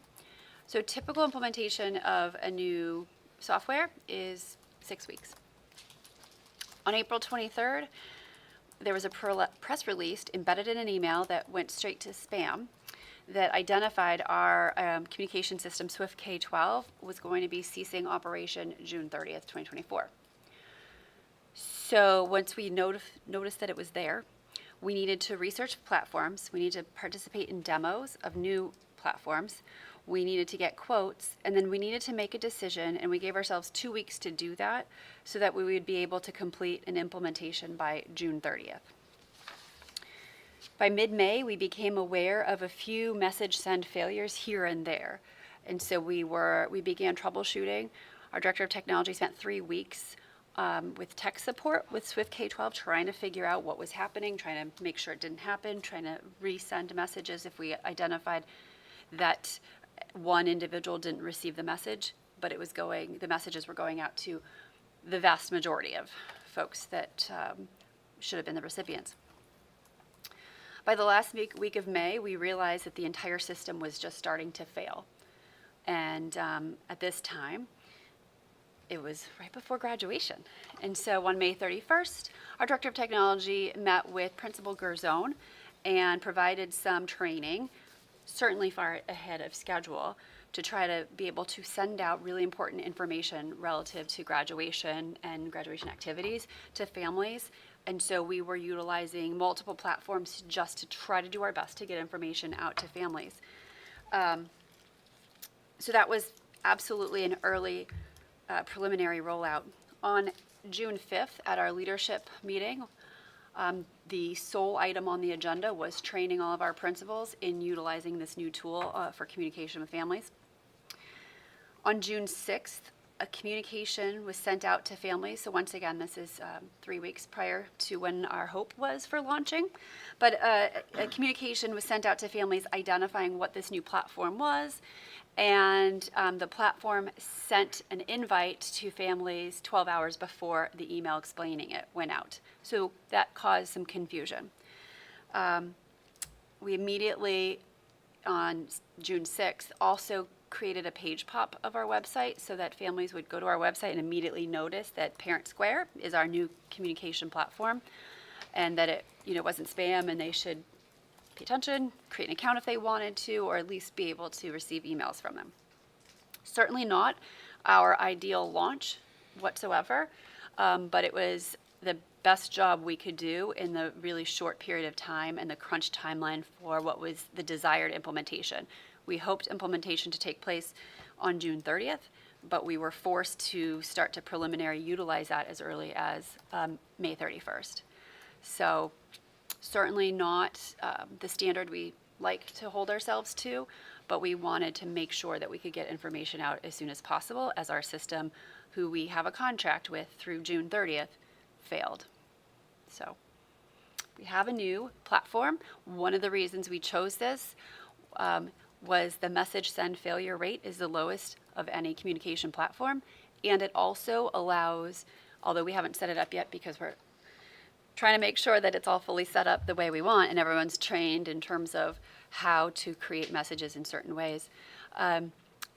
It allows for the public to sign up for information from the community. So if they want to receive newsletters from the high school, they can sign up, similar to the way you can do that at both the town of Hollis and the town of Brookline format. So Swift K-12 didn't allow us to do that? Correct. There was no mechanism to do that. But Parent Square, there is a mechanism. So we're trying to set up parameters for what gets pushed out. Newsletters get pushed out, but certainly not alerts. Nobody wants to know that bus 6 is running 10 minutes behind unless you're on bus 6. So we're just trying to kind of categorize all the communications that we send out regularly so that we can send appropriate communication to the desired recipients. Mm-hmm. Great. Are there any questions on this? Tom? I don't know whether there's another viable option, but pop-ups, many platforms right now either encourage or require pop-up blockers. So I don't know whether that makes it so that people won't be able to see the notices that are put out in that manner. So the only notice was we had sent out an email, and then we also put it on our website in case you didn't see it. I just saw it here, Yeah. but I saw it here but I don't see it on my own computer because pop-ups are blocked for other reasons. Sure. So anything that's being done as a pop-up, I would suggest also putting maybe a banner or something else on the homepage so that those of us who can't view pop-ups still get to see the notice. I'm not saying don't use a pop-up, Sure. but have a backup for Okay, it for thank people you. who are blocked. If we're going to and I'm all for having the public be able to subscribe, I guess, is the word I'll use. Sure. Subscribe to our notifications. Will there be a communications plan kind of developed by our communications and compliance coordinator so that everyone's sort of on the same page as to what's going out, or is that, because you were just talking about that? Sure. So the communications plan, if you will, identified by the SAU leadership team, including the compliance and communication specialist, will just be this is what goes out to everybody. This is what goes out to Right. certain families. That's kind of what I was thinking, like, yep. well, and that'll be detailed somewhere for, yeah, okay. But I will say that the compliance and communication specialist communicates SAU level information, but individual notices about graduation, about what happened at CSDA this week, those are all building level functions. And in the co-op, who has those functions? Who fulfills those functions? Building level? Yeah. The administrative team. My Who adminis- actually is responsible for posting and getting the things? Depends out to on, the public? depends on the messaging. Oh, it's not, there's no single individual? There's no single individual. The large, all the newsletters will come from me. There might be a message going out specifically to parents of juniors about SATs. That could come from one of the assistant principals. There may be something about bus 6 running late. That might come from the administrative assistant. So for example, I'm not trying to harp on this one, but because it's fresh in our minds, the various notifications about activities related to graduation week, who was putting those, who? And who- Mostly either from me or from my administrative assistant. And those notices were also on the website, like the general notices about graduation, like every year you send out like a thing with everything that's happening for graduation, and it's I don't know who you is, but someone from your Yep. team sends out, but that was also in the daily announcements. Yeah, and in my newsletters, Which weren't going to everybody. which 'cause are of- going to everyone, are Right. always put on the website. So anything in my newsletters goes to the website. And then in addition, something specific like senior week information, activities, that was also on the site. And my only comment, and this is just, I think, the way the world is, there's so many opportunities to link on all of our websites, and some of those links aren't current, like are old. And that's, I just think it's a really hard thing to keep on top of. But like the news link is old, whereas the daily announcements is. Years old. What? It's years old. Yeah, so there's just some links, and it's just if you go through every link and you start to, and the only reason we're doing this is obviously we did receive an email from a couple of people frustrated with some of the graduation communication. This was what was happening. But then as a board member, you start to go through and click links, and you're like, okay, where would I go if I was looking for it? And you find things, and so just to let y'all know that, like, in the summer, it's probably good practice to have someone, I don't care, like, who it is, have a student come in and just try all the links and see what's not, what seems old or what seems, so when you start to dig in. That's all. Yeah, I guess that's where I'm a little surprised that that all of the non-SAU wide communications are being handled at the building level, because I don't know that, this is not taking anything away from you gentlemen, but that the people at the building level have either the time or necessarily the skill set to be doing that on the SAU 41 website, because that's where people who don't know where to go start with SAU41.org. And we're trying to centralize all of our activities so you can get to all the school boards, all the things. I used to go to the high school one right away, but in more recent years, I've started at the SAU because that seemed to be the most direct path, particularly with search functions. So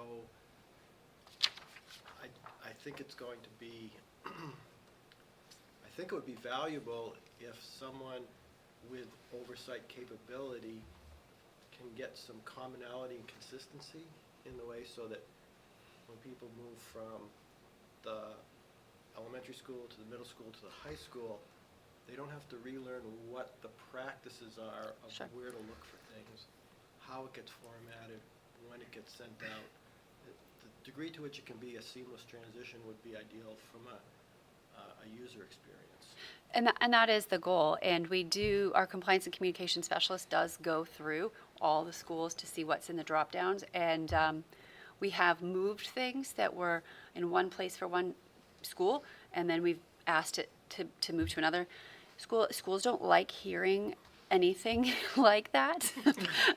A sort of top-down approach to redo what, your own school site, but we have put out those requests for that exact reason. Sometimes it's not a clear alignment of where it would go based on the buildings, but that is the goal, and we certainly do go through, and because the compliance and communication specialist manages the SAU page, but then once you hit those buildings, that is the building level, and so she goes in and tries to identify the broken links and this content that's in the wrong spot, and to the point like the daily messages, even though, it was identified that this is where the daily messages go, somewhere along the line, the fourth person that ends up being the one that does it puts them in a spot that makes sense for them. And then it's a matter of us identifying that they're in the wrong space or in a space that we didn't think was where we would, So, no, it's constant. And we certainly are doing that with the goal that you've identified. Because I think the biggest complaints we get are people who are first or second year middle school parents who have been using one of the elementary school websites for a number of years and now make the jump. Different. And they get stymied very quickly. In a very technologically sophisticated community, we have people who are one click away from ultimate frustration. So is the communications and compliance position, that's two big jobs. Mm-hmm. Is it a manageable position with one person? I think it's manageable. I think the position is more on the compliance end than the communications end. So that was my next question was what percentage of that position is communications and what percentage, is it 50-50, is it? No, it's really difficult to identify because things ebb and flow. Okay. As things come in, the attention is shifted, but also understand that a lot of the compliance is also communication. What's posted, because we're legally required to post X, Y, or Z. Right, So okay. it becomes a little bit of both. But ultimately, when there's, a new RSA that says we have to do this, that's where the attention is. Mm-hmm. And then the kind of cleaning up and organizing goes lower on the list. Sounds like in the effort to stay away from the community concerns of hiring a PR person. Yeah, that's what I was just gonna say. We've perhaps erred on the side of forsaking some of that PR style communication. And we may want to, as a board, and maybe perhaps at the SAU level. I think that's an SAU conversation, but Because it is an SAU position, but not to interrupt you, but that's sort of where I was going with that is, Yeah. I think that when this position was created, there was a lot of pushback, not a lot, there were some members of the community that pushed back on the idea that we were creating a PR position, but I think it's really important for community members to understand that communications it's information, and that's important to the health of the district. And so, I just want to advocate for the fact that we've brought in somebody who is a communications expert and can really, are we using that position to its fullest in that way? And that's my We're not question. looking to spin, but we certainly are looking to get the message, get messages. Sure, out. and so I think some of the work that was done this year, combined with the abilities of Parent Square, might be a great combination because the compliance and communication specialist has put together superintendent newsletters that are posted and go out to families, but they don't go out to the community because there's no mechanism to do so. But once that is opened up where you can subscribe, that information, which has ranged in content from here are the annual meetings, are you new to town? This is how annual meetings function and the purpose, and here's the warrant, and here's the results of voting. And then she's finalizing the end of school year wrap-up one that is expected to go out by Friday. I So, realize this is just blindsiding you, but do you think there's the potential for this individual to function perhaps as almost like a moderator for staff and school groups to do their own posting? So for instance, PTSA or a club or something could have a post, but it has to get approved for going live, kind of thing. so just because you mentioned PTSA, so that's not our group, but that is one of her roles, approving communications that they want us to share for them on their behalf. They go through her. And sometimes she gets 20 requests a week. There is a lot of information that is requested for us to push out, and we do. So that's my question. So it is perhaps more of a task than the one individual is able to manage themselves and do the things that are prioritized. Because if that's just one organization perhaps trying to do it, and if every club and organization that we have in our school had the possibility That'd be a lot. of putting out publicity about what's going on in their area. I think what we need to think about is how might we facilitate that and not have it become chaos. Sure. So I think we should probably put that on their RSAU board chair to possibly add that to an agenda at some Well, at point. least find out if that is even a desire in the other districts. Yeah. If it's just us, then maybe it's a task we have to Well, we have a undertake chairs ourselves. meeting too, so. Tomorrow morning. Tomorrow? I thought it was tomorrow? next week. Next week morning. Next week morning, tomorrow.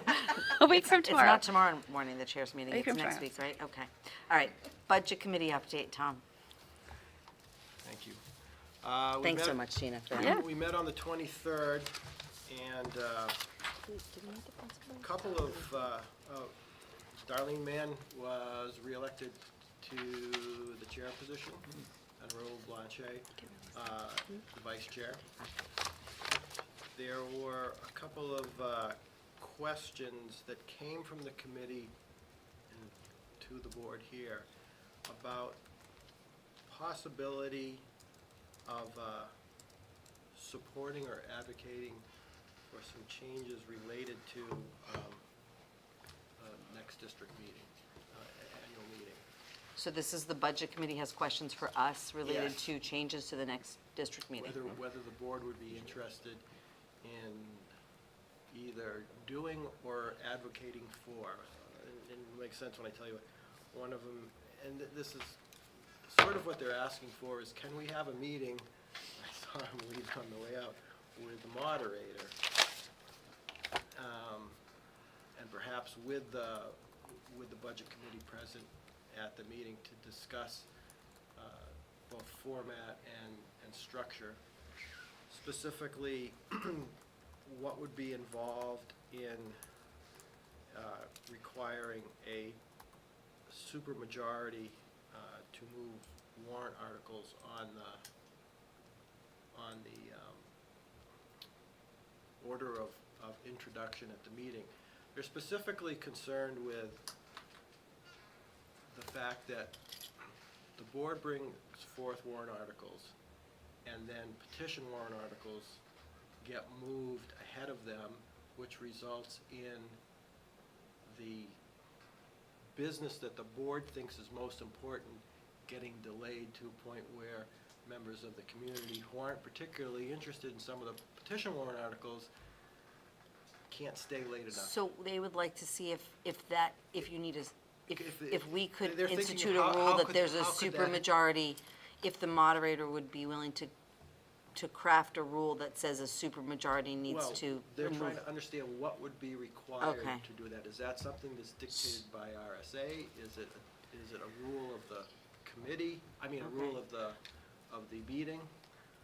Okay. Another was to revert back to the older practices of allowing everyone in line to speak after a question has been moved and voted on.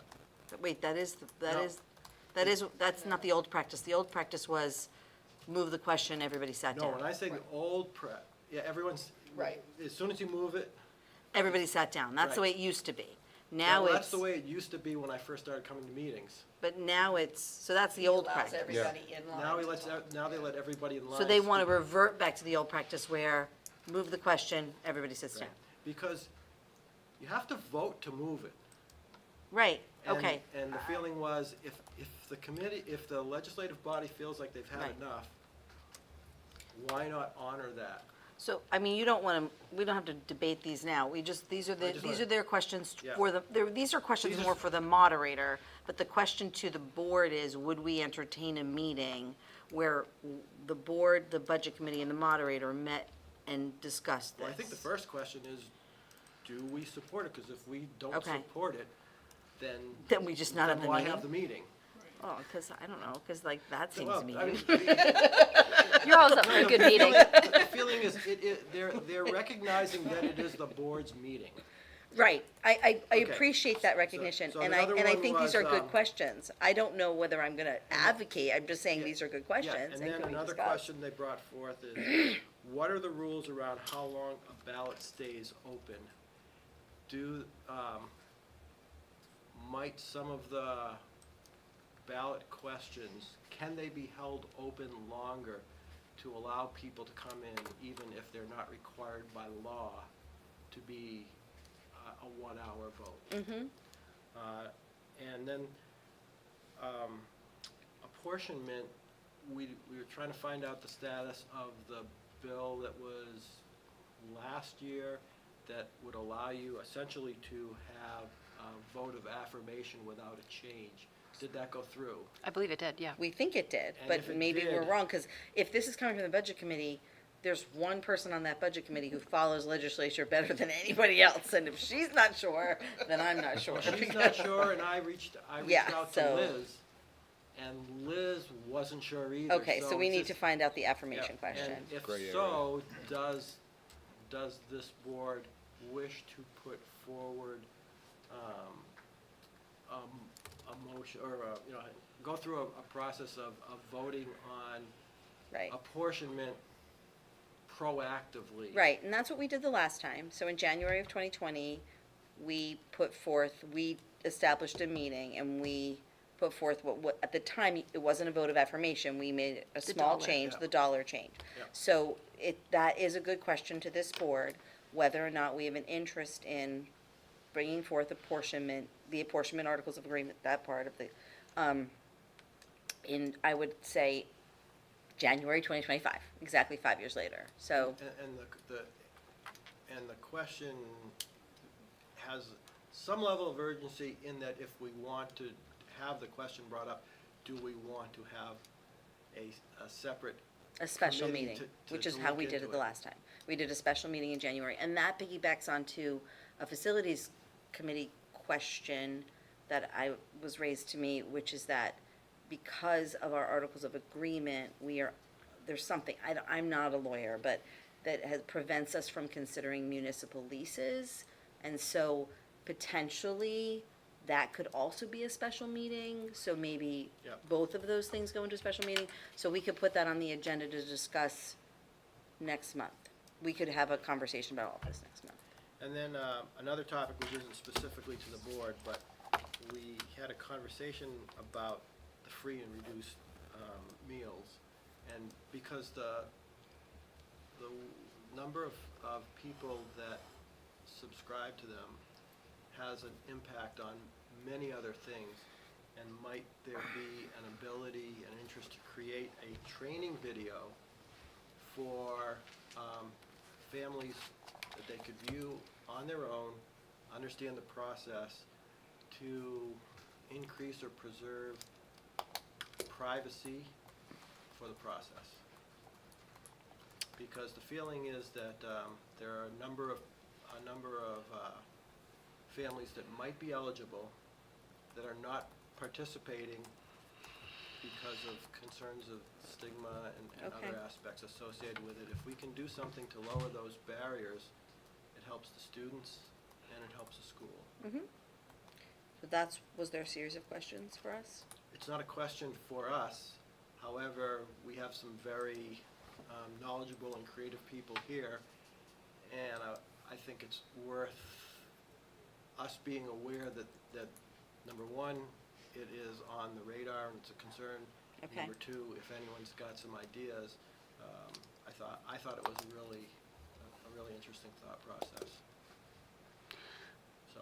I that's it. will comment on the last statement about the free and reduced lunch. I believe it was Goffstown that put out instructional information about why it is so important to the district overall to complete the forms because of title funding, et cetera, the formula grants, all based on free and reduced lunch percentages. And we certainly saw a decrease in our allocations this year because of those percentages. So I do think it's important, and we do have a sort of close district that saw a positive result from putting out more information. Yeah. So, I think that sounds great. that's it. The only other thing, and I gotta contact Arlene unless somebody here knows, we're not meeting some months in the summer, but I don't remember which ones. Oh, the budget committee? Yeah. Oh, I don't know. You don't usually meet They in don't meet July. July. It's not July? Okay. So, And then someone was gonna be away during the normal August one, so we're gonna meet in early September, late September, so there's some Okay. ambiguity about the so we schedule. won't put budget committee update on the July meeting then, because you won't have one, so. Oh, you'll have a June meeting though. Yeah. So we'll be in July. Yeah. Okay. Just keep it on. So I'll keep it on. At this point, the principals are welcome to leave. I mean, you guys look like you can stay. settled You're in. always You're welcome to stay. You look comfortable. pretty comfortable. Do you get I to mean, sleep in? there's chocolate. Okay.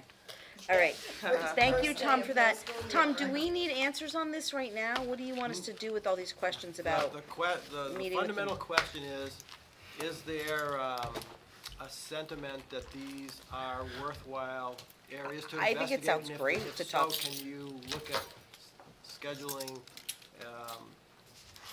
having Drew attend a meeting? Do you want to have it as part of a regular board meeting? If so, can you have Drew schedule and we can? What do people think? Could someone else, I don't have to make every decision. What's the sense from the school board? The sense of whether we want to do it or not? So or- whether or not we want to have a meeting with a moderator and the budget committee, how, I mean, the list of questions, do you feel like this is a good list of questions, ideas that, do these things like things that you would want to talk to the moderator about with the budget committee present, without the budget committee? What's your thoughts? I think we should have a meeting. I think we should have the moderator here. And I think it's Yeah. better to do it sooner than later, because we don't want to have these questions in January and not have him on board with it, because we've had these discussions before, but. Yeah, because it seems like he gets those rules together. He does them in November. They have to be done by Okay. Yeah. November. So then we obviously have to do it for them. And I do think it's a good idea. It's just questions that can be answered that, yeah, I think they're good questions. I mean, if some of those things are, by RSA or whatever, but it seems like some of the other districts don't do it the same way. So we need to find out what he has the flexibility to do, and it is our meeting, so we may need to talk to him about what we want to do. Do you, as a board, want this to be during one of our board meetings, or is this something that you feel like we should do as a separate meeting? If we can do it within a regular meeting, I think that's best, because I'm always a little concerned about adding meetings. Me too. For everyone, and of That's why I course said it our that way. administrators. Yeah. I don't want to add meetings if we can absolutely avoid it. So if we can put like maybe a forum section on a regular existing agenda, or in a month that is generally light July or in content, good luck with that. So far, we've been calling July light, except that I feel like I keep adding stuff to July, so, okay, Yeah. July, maybe? Or August. I think But July's I think too a soon. We're not conversation doing is July. at least warranted. I know I always get somewhat frustrated when, we take motions to move all kinds of crazy articles ahead of our business. We're not there to do petition warrant articles. We're there to do our articles and get through the business of the school district. However, if the legislator, legislation, or legislator. So why can't I legislative say- body. The Yeah. legislative body, wow, deems it so, I don't know how we can't like overrule that, Well, that was but I think the it's idea of a still, supermajority versus a simple majority. yeah, because, If he's allowed to change that rule, if it's not set by RSA. yeah, I think it's worth the conversation, for Right. sure.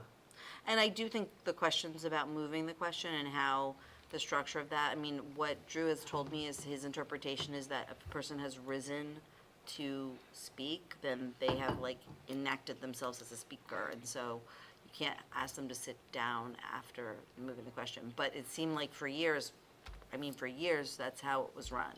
So we can ask those questions. He can say that he doesn't think it's right to, but he certainly is allowed What- to say. I mean, He's that's allowed the whole to, right. purpose. What if we had some kind of situation where the line can only be X deep? Right. It can't run out through the hallways and down out into the parking lot. It's 8 people deep or 10 people deep, and then once one person goes and there's a spot for somebody to stand up, we need some kind of control around that. That's equally arbitrary, because- though. Right, Well, so I think. it's our meeting, so we Right. can just decide, we got 10 spots, you can queue up, or 15 spots, whatever it is. But beyond that, you have to wait until there's the next spot open to get up, and otherwise you could have 35 people online, and now we're going Behind a to person, right. have to, I mean, we I don't gotta wanna get into the work debate. So done. let's for not- crying let's- out loud. let's There's more just- to it, Rob, than just Yeah, that, though. let's just figure out, I will reach out to superintendent, to the moderator, and to the chair of the budget committee, and see if we can pick a month that would work relatively quickly, but we also have to take into consideration all of the other pieces of our agenda Yeah. that we're trying to build I out. think the participation of the budget committee itself is a secondary thing, because our meetings are open anyway. Right, so they So could they just can come, participate. right. The bigger question was, they think this is important because of their experience in the meeting. Yeah, I think they're right. And they recognize that the meeting is owned and run by the school board. And the moderator. Through the moderator. Right, okay, So they're asking us to consider taking this topic. okay, Yeah. okay, well, I think we're gonna consider it, unless somebody from the school board says not to. Okay, we're good. Moving on to facilities update, So I'll try to give you the nuts and bolts. nuts and bolts, the high-level summary here. So, over the latest two meetings, we've received lots of very interesting information and options and things to discuss. What, at least I've taken away from those conversations, is that there are many dependencies, many different systems that could change the size, the structure of some sort of a recommendation going forward. So we need to distill this information down into some sort of plan that we can bring forward and feel as a recommendation, and even possibly structure how we might blend grants and what did we talk about, Tom? Tax offsetting or net zero type of things like that. So there's even how we structure the funding is got a lot of moving parts around it. So there's still plenty of work to do. I think we're going to hear a lot of good information in our July meeting. I think it's scheduled for the 10th. We have to move, obviously, because of 4th of July being the first Wednesday that we meet, so. So we're trying to impress upon the subject matter experts to bring kind of some recommendations and kind of pull this together, because then we have a lot of work to do. So, just a question for you guys, like, for the board, should we be mentally preparing? Because last year, what came out of facilities was upgrades that were able to be included in the budget. right? Am I right? Yes. Should we be mentally preparing as a board for the potential? I know that there's a lot that needs to happen down here in this building. Are we thinking that this is something that's gonna fit in the budget again, or are we looking at potentially needing approval at the district meeting for? It's well beyond the scope of the budget. Yeah. So well it's going, beyond, so yeah. we're looking at potential bond, or if we can get, Well, is everyone familiar with what net metering is? Because I don't want to use the term if you don't know what it is. yeah, I'm kind of familiar, sort of, but not. Pardon me? Kind of. Well, net Right. metering is you get a credit for solar power that you can apply. So there's two ways You of can using sell solar power. it back. Right. One is that you use it directly yourself. The other is you use electricity the way you always have, but you generate solar power and give it to Eversource or whoever your power company is. What he told us was rooftop solar often has the quickest payback, but it's least likely to have the long-term gain. So school districts who are really concerned with the funding mechanism often opt for rooftop solar because it's easier to show the payback and it looks like a lower cost, but it rarely creates as much power and as much savings and benefit That's as a ground-based. ground-based solar. Okay. Terrestrial. But we have concerns about the ability to put ground-based solar in our district because of the specifics of the terrain and the land, and that's going to require an investigation. But a really interesting discussion took place about net metering, and that is, with net metering, you essentially build credits that you use to offset your bills. And if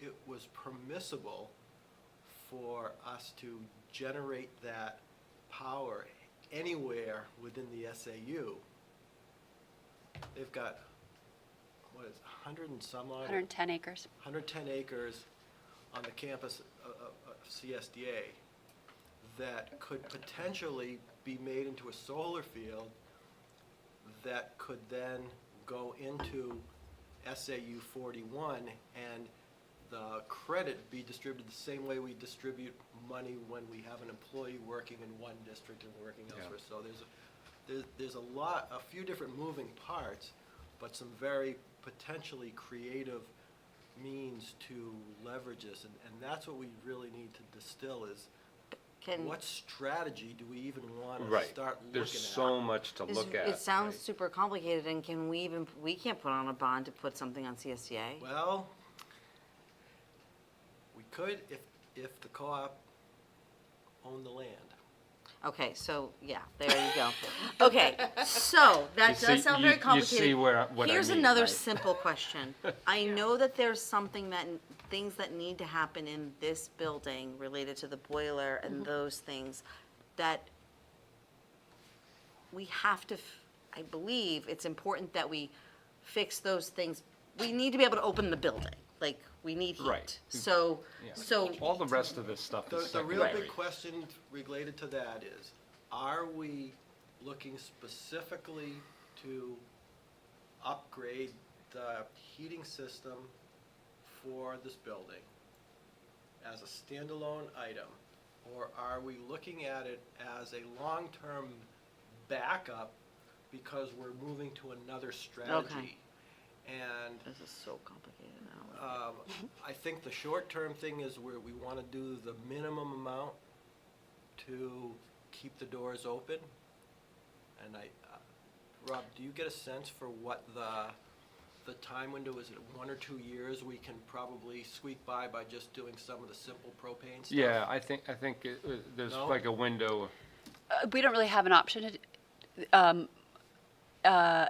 that makes sense to switch over the burners like we did, like our plan is for the high school. So for here, anything we do is a waste of time and money unless we really go with new propane boilers and create the boiler plant, which Yeah. a year ago was about 600,000. That has gone up. but it's not astronomical. But it does create a long-term commitment, but also potentially a long-term backup plan without. It's just that it would be overkill as a backup, technically.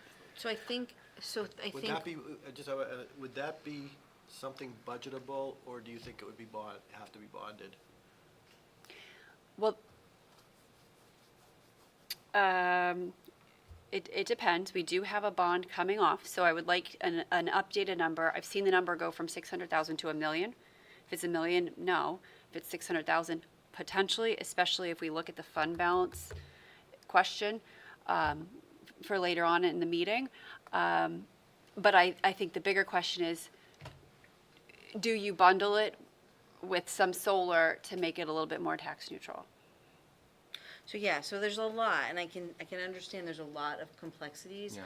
But ultimately, the facilities committee's job is to bring forth recommendations to us, and we have to decide the funding. Like, it's not the facilities committee's job to decide whether we're gonna go for a bond, or whether we're gonna, it's That's really right. just like, what is it that you guys think, after all this extensive study, makes a good plan, makes the steps, and then we as a board have to decide whether we want to take step 1 and step 2 and step 3 and go for a big bond, or do we just want to take step 1 and go for a small whatever, like, bond, or can we budget for it? So we need those pieces and those steps, and we need them relatively, I don't mean to put pressure, yeah. but like, Soon. sooner rather than later.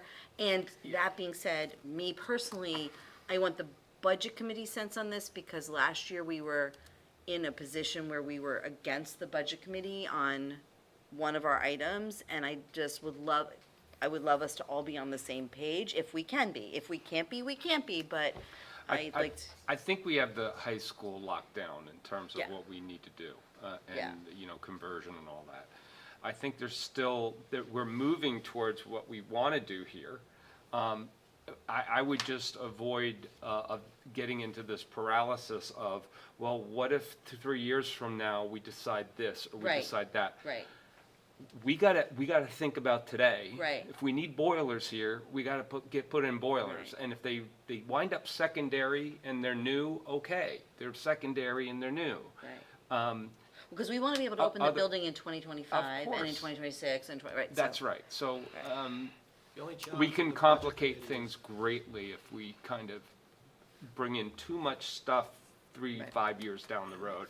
Because then it's like, yeah, how do you possibly, The Well, we budget could- committee rep has, just because of scheduling conflicts, not been able to attend some of the Yeah. meetings.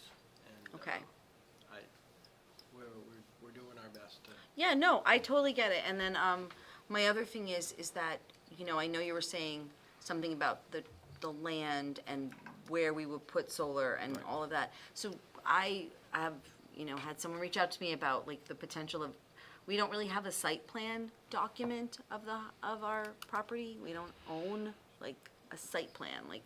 we have a so- rudimentary one, but nothing that's, been So that's like, something that surveyed or anything. I think it would be We, great for us as a board to potentially ask the superintendent to see what the initial, what the outlay of expense Yeah. that would be to have that, because not just for this project, but for all projects, also for the, I'm gonna call it tension, I don't know if that's the right word, with the Farley building and the potential, rights of way and all these things that would be great to sort of have a, whatever. well, So- we were able to do a site walk at the high school, so I know I got a better understanding of the lay of the land, what's out there. There's actually more room than I anticipated. Okay. However, we want to make sure that we're mindful of any needed expansion of the building. So Right. we don't want to compete with that either, so we want to Also be potential, mindful to that. potential, let's just say Farley building passes and there's a community center and they want to use the parking lot and they got to park a lot of cars, like, we might need a parking lot, we might need, like, we have to take into consideration all that. I just feel like for a district our size, for a space that's this size, having, I You- keep doing you- this, like You having could a site plan. also conceive of a solar plan that blends roof and ground Okay. or terrestrial install. So Okay. Well, that sounds fascinating. I'm so glad I'm not on that committee. Good luck to you guys. make your head spin. Because my head is spinning. Related to that, do you know if there's been any progress related to the discussion with the town about the land swap? Believe that the select, with Tom Whalen, has been working and pushing. So he did send us an email, and I'll share that with you at some point. But they were supposed to take it up in The next meeting, and it didn't make it on the agenda. Monday. this past Monday, or No, I think this Monday. this Monday coming up. It was supposed to go on last Monday, but it didn't, so it's on this Monday. I think we're off Mondays. Working on it. All right, so moving on to deliberations, to see what action the board will take regarding the formation of a stipend committee. I have a proposal here. I think did you guys all get it? Yeah. I'll just read it because it's not in the packet for, How did- the. was it Yes, sent? What's that? How was it sent? You know what? you didn't get it? You weren't here. By hand. So this is why I'm reading it, because it's not in the packet. For the purpose of reviewing stipended positions within the Hollis Brookline Cooperative School District, class and club advisors, athletic coaches, et cetera, a committee will meet annually to audit the stipend table in order to make recommendations to ensure that all positions are being compensated fairly and appropriately. Such review will include, but not be limited to, surveying current advisors and coaches, reviewing participation numbers, and comparing current stipends to comparable stipends in various surrounding districts. The committee will consist of the principals from Hollis Brookline High School and Middle School, the district and middle school athletic directors, and an optional representative coach or advisor. I also would say a board member should be on that. Board member, love it. Do you want more edits at this point, or What? want more edits before a motion is made? Do you have any edits? Are they major edits or are they commas? Because if they're commas, I don't want those. It's not that, but instead of it just saying, where is it, instead of meet at least annually, to give them the option of meeting more than once. Okay, Yeah. I like that. at least annually, perfect. And then I think we need to state in this that the collective bargaining, the HEA, will be notified of these meetings with an invitation to attend at their option. Okay. You got that, Gina? And does, I guess we need to get something on the floor before we talk about it. So. Yeah, I just need a motion to approve the formation of a stipend committee as proposed, Does that include the amendments? with included amendments. So moved. Second. Moved by Krista, second by Rob. Any more discussion on this? So the question I had was, these recommendations that come out of this committee, are they necessarily going to be driving the budget? Or are they tapping into existing budget line items for stipends? Because if it's the former, I'm wondering that we would have to drive some guidance into that stipend committee, because we may have to have some sort of like limits. You can go guardrails.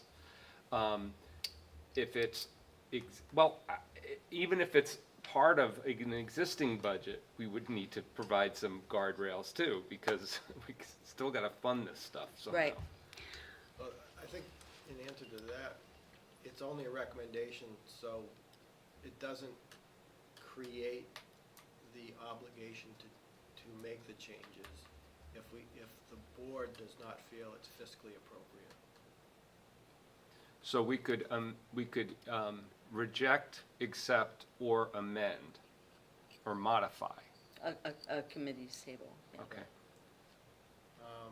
I think you need to put make note of when the recommendation needs to be received in order to meet the obligation of our. Yeah, May. is it May? It's May. And it's GEA, is that the one? Yeah, and it's It says review, it doesn't say. So we don't have to approve it, we just review it, On okay. the GEA says review.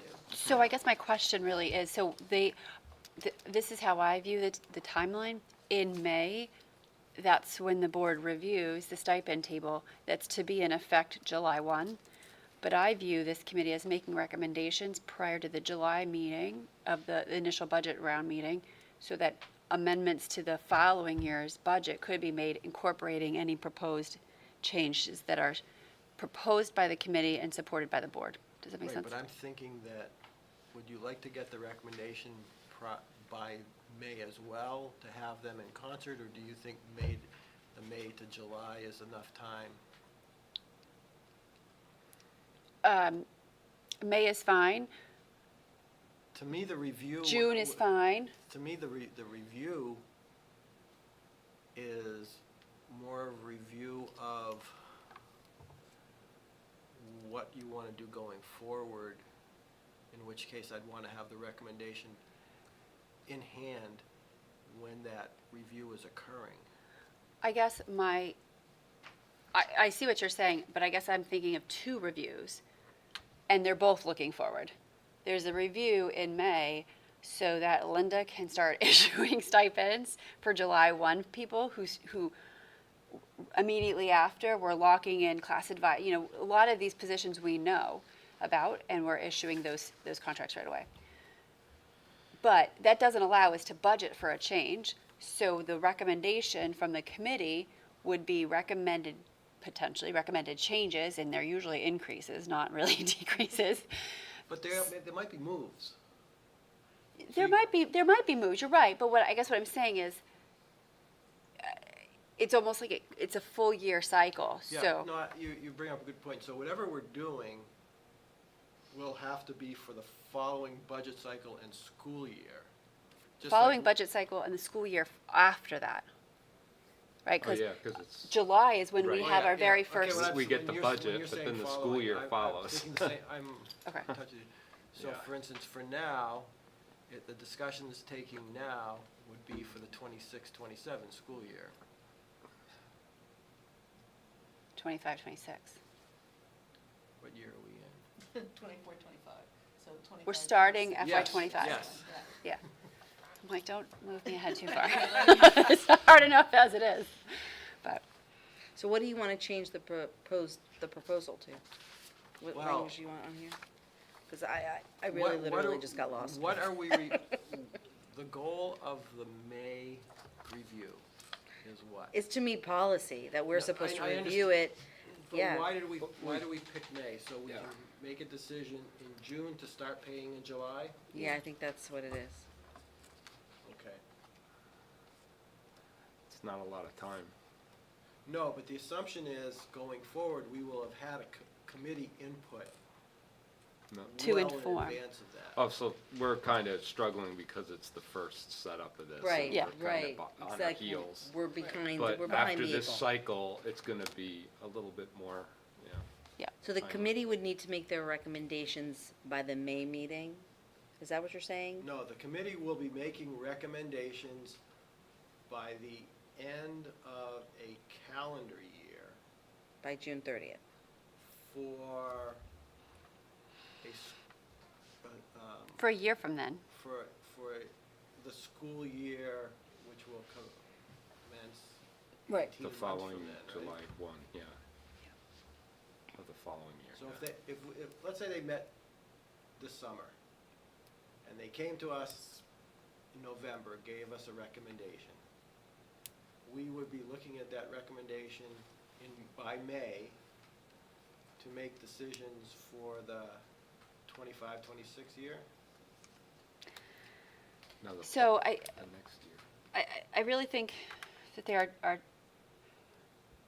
that's too truncated, because there would be no time to budget for that. The So- budget's already set in November, So can I pretty make a much, with a few suggestion? cuts here and there. So what we're voting on is the formation of the committee. We have a proposal here, but You think that'll be part of the charter? I Ma- think that the committee can work together and potentially touch base with the business office and Yeah. kind of come up with a plan and bring us back with that. Yeah, let them. Yeah, Let them figure it kinda- out. We're let trying them, to solution like- it here. Like, let's try to let them do that. That would be The motion is simply to create the creation of a stipend committee based on this proposal. As proposed. Then what I'd like to add to it then would be to have the committee come back to us with a proposed charter Okay. by when? This year? What? This, Do we need to make that, put that in the motion? yes, that's in the formation, because we want to have the committee formed by a certain time. When's it reasonable to have that committee get together to meet and to agree on? The September meeting. September, to let them work over the summer. So whoever's going to be the board representative to that will need to convey. We're gonna talk about that in a second, as soon as we actually vote on the committee. But I'm just saying, we'll have to convey to them this whole concept of the timeline. Right, okay. Is there no? So would you like to make an amendment to the motion to include a September deadline? Like a September meeting? How would you Yes. like to phrase that? The I said, committee will be formed, meet, and deliver a proposed charter. with a timeline. Is that what you want? No, just proposed charter, that's good. From the Yeah. proposed charter. Thank you, thank you. Timeline Just and don't For wanna the, get on by It- the, September. at the September At board the- meeting? At the September board meeting. It's meant to, this is meant to be a standing committee. Yes.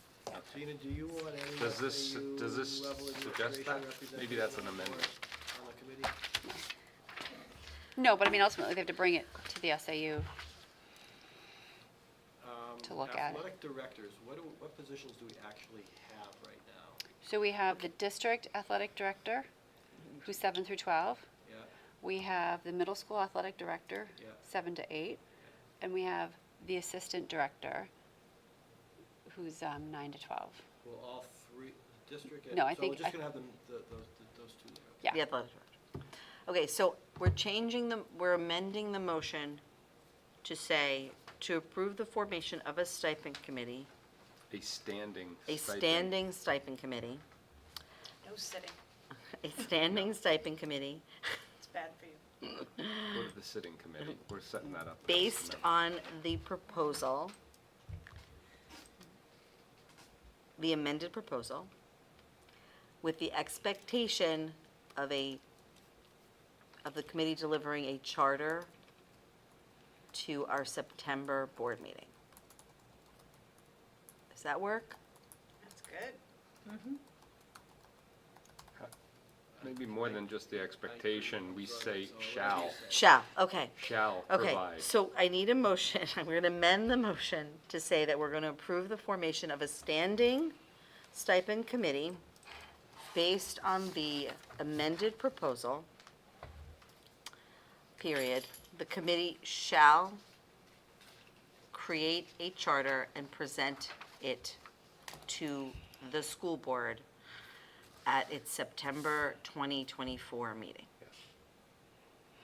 I'm not writing this down, so I hope Dawn gets it. Dawn's getting it. At the September 2024 co-op, Co-op board meeting. September 18th. because it's not, their meeting is ambiguous. I said it is, okay, okay, we got that. So stating exactly that the meeting is the co-op. And the proposal reads what now? As written, but As amended. So we amended it to say Hollis Brookline Co-op, we amended it to include at least, we amended it to include the words. Board member. Board member, to include the board member at the end, and then we also have a The statement HEA about, will be notified of these meetings with the Standing option to committee. attend. the HEA will be notified of these meetings with the option to attend. Right. Okay? So that's what the proposal says. Okay, we've got that. So I amended the motion. Can someone make I made that motion to make that amendment. Can someone second the Second. motion to amend? Thank you. All in favor of the motion to amend the motion? 6-0. So now we have the amended motion, that's the formation of the stipend committee that hopefully Dawn got, because I did not write it down. So, is there any more discussion on this? All those in favor of the stipend committee motion? 6-0, motion carries. Just as a nugget after that, who wants to do it? I need a motion, board member. Is there anyone who wants to be on that committee? I'll do it. Oh, good. Cindy, great, Short straw. all right. So Cindy is now appointed to that committee. Okay, next deliberative item. Okay. Policy, I gotta go back to my, I've lost track of everything here, okay. So this is our Yep, I got it. fund balance. Oh, okay, deliberative item, number 2. Okay, we don't have a motion, we don't have a motion for this, so I'm gonna need help with that one. So if you guys go back to the memo in your board packet underneath revenue and expense report, you'll see the fund balance. I've lost my thing. Now, you had said are we in deliberations? We're in deliberations You now. said you This is wanted, deliberative item 2 now. We moved. I thought that was about the stipends. No, the stipends was already on there. The I thought- stipends, I But thought that- stipends was number 2. Remember you said to renumber? no, No, the you new s- number is this, stipend committee was number 1. That's number 1. Now but- we're doing 2, which is the fund balance. But I thought you were gonna do it's next month we're gonna do the stipend proposal? Yeah, Right, next we're month, not, July. we'll do that next month. So now we're up to the Fund balance. fund balance, thank you. And so that item, you're gonna find under your revenue and expense update, under the business office memo. And we reviewed this last month, and these are the items that are potential projects that would be in the 25 budget, FY '25 budget, that would come out of the FY '25 budget. We would fund them now, this year. Linda, just if I say something wrong, tell me, okay? We would fund them this year with the, They're all in the budget now? there would be in the '25 budget. So they're not in our current budget, they're in the '25 budget. They're not in the budget we're working off of now. Talking FY '25 or '25, '26? FY '25 budget, which is the 24, 25. 24, 25 Which budget. is which is The one The that one starts that July 1. starts July 1. Right. So they're not in our current budget, they're in the FY '24, The approved 24. budget. They The are approved already budget, in- yes, They they're- are already in the budget They- that got voted on. Yes, March. okay, Yes. but, we get 2 budgets going. We're about Like to start 4. a third. What? We're about to start a third. Third, right. So, these items would come out of, And the idea would be that if we, if you voted to utilize money from the fund balance that's what I to, need. to pre-purchase FY '25 items using FY '24 funds, then we would encumber that same dollar amount from FY '25 with the hope of utilizing that to a potential future facilities project to lower the overall cost, similarly to how we did that for the burner replacement and the piping issue at the high school. So you wouldn't anticipate it being a return to the towns for the following year? No. Almost like setting up a savings for an item that we know we have to No, plan for. I understand, but I'm looking at where the savings came from, and I'm particularly sensitive, again, to this issue of we budget a fair amount for special education, and we talk about the fact that that's not something we have discretion about, we have to put it in. Yep. When we don't spend that, and then use that money in a different category, that concerns me. Sure. So, if you look at this sheet that Linda went over earlier tonight, yes, the explanation of budget balances. So certainly a good portion of the savings came from special ed. Another good portion came from vacancy and hiring folks at a lower salary. And then stipends that were not expensed because we hired coaches at lower amounts, and then contracted services ending. So a lot of different sources. We identified in March that we would expect to return 200,000. This still allows us to return 200,000, likely even more, because as we hit July, and we close out all of these encumbrances, the dollar amount only goes up. Next year, one reason why I'm a little bit more aggressive, if you will, about moving forward with this is the expectation is that we are not going to see the same level of flexibility in the budget next year, as we have already identified lots of wild cards, if you will, in the area of special education, where we potentially, things have come forward that we're not budgeted for, and we expect the budget to be tighter than we've seen in probably 6 years at the co-op. Do you expect it to be to the point where we will apply for catastrophic aid? Potentially looking at the special ed trust fund. Really depends on a lot of team decisions, and some of these decisions are out of our hands. We're waiting on outside folks to make those decisions for us. So a lot is in the air, and I hear your concern about the requirement of funds. I just am concerned that we do have a known purchase coming forward. You want to build some buffer into the next year because you think we'll need it. We'll need it, and potentially there's the ability to then not have to bond an item and create opportunities within the budget if we are able to use, this $180,000 that we could pre-buy. What are the kind of facilities, things that you're anticipating coming up? A boiler at the middle school? That's a big chunk. This would just eat. I'm saying if we only went boiler at the middle school, there's the potential to use this money that we encumber and hold off on, if we so choose, from FY25, and budget for a chunk for FY26, and combine those to just pay for the boiler as opposed to bonding it. If we then, and that's what we were talking about earlier, there's a lot that has to be decided. The committee makes the recommendation, the board decides on funding. So potentially we encumber the money and decide, nope, we'll release it next year, or no, we actually need that because our budget is tighter than anticipated for special ed costs.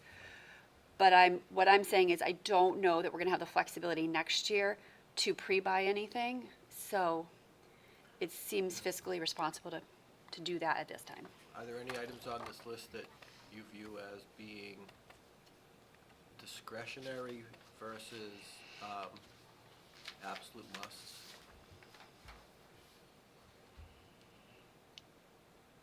So interactive flat panels would be moving us forward with technology, continuing to move us forward. Could we continue to provide education like we did this year? Yes. What capability does it give us that we don't currently have? So in many of our classrooms, we have aging projectors that have very poor quality projections. So it's very difficult for students to read. And potentially they're on a whiteboard that has multiple backgrounds. So even if it was projecting a solid image, it doesn't, the image isn't clear for students to read. So it certainly enhances the student's experience. Is it necessary? No, but propane conversion. How many does 32K get us? What's that? How many does 32K get us approximately? Like 7?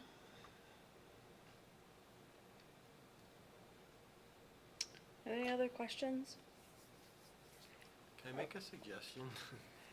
On the sidewalk, use a description other than weight room to the stop sign, because it makes it sound like it's for access to the weight room, and it's. Okay. Are there any other comments? So I'm gonna need a motion to vote on this. So do we have an idea how to say that? A motion to Support the superintendent's recommendation to purchase the items identified in the memo with that are identified from the FY25 budget with FY24 funds. Okay. So I need, do you have another idea for a motion? Is that what you were gonna say? No. Okay, so a motion to support the superintendent's recommendation in the business office memo. Do it again, Gina, sorry. To purchase To- the items in the business office memo with FY25 with FY '24 funds. but FY '24 funds. In the total of, what's the total? You could say in the total not to, 210. Oh, no, that's what's no, that's what remaining. they, so in the total not to exceed 180,000? In the total not to exceed $180,000. Somebody want to make that motion? So, Moved by Kate. second. Second, please don't amend it, seriously. Can't do it. Okay, I thought he was gonna amend it. I thought Don was gonna amend it, and I was gonna say like, Did you get a second? I got a second. Are you in discussion now? Second, yes, we are in discussion now. Those items with the rough numbers total to over 180K. Okay, well, then we have, Not a lot over, but just, I think, slightly over. No, 180 is what they project would be the leftover balance. Oh, 180.5. So, I mean, but that was my question. Are these, how solid are these numbers, or are these rounded up kind of numbers where 180K gets us there? They're rounded up. They're rounded numbers. Some of these might go higher than this number, some of them might go lower. So is 180 going to get us there? I think that would be fine. Okay. okay. All Yeah. those in favor? Do you have more discussion? I was just going to say, if you choose not to do something, are you going to do more of something else?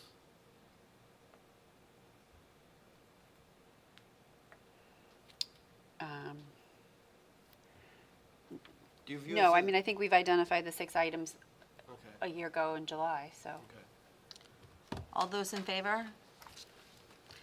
6-0, motion carries. Okay, moving on to policy, my favorite part of the night. That says something. There we go. Okay, we're gonna just put them on the floor. I need a motion to accept the first reading of policy JCA, change of school or assignment, best interest and manifest hardship as presented. Moved by Kate, Second. second by Rob. Okay, so unfortunately, a lot of this is gonna be Gina doing the talking. Not unfortunately for us, because Gina's lovely, but unfortunately for Gina.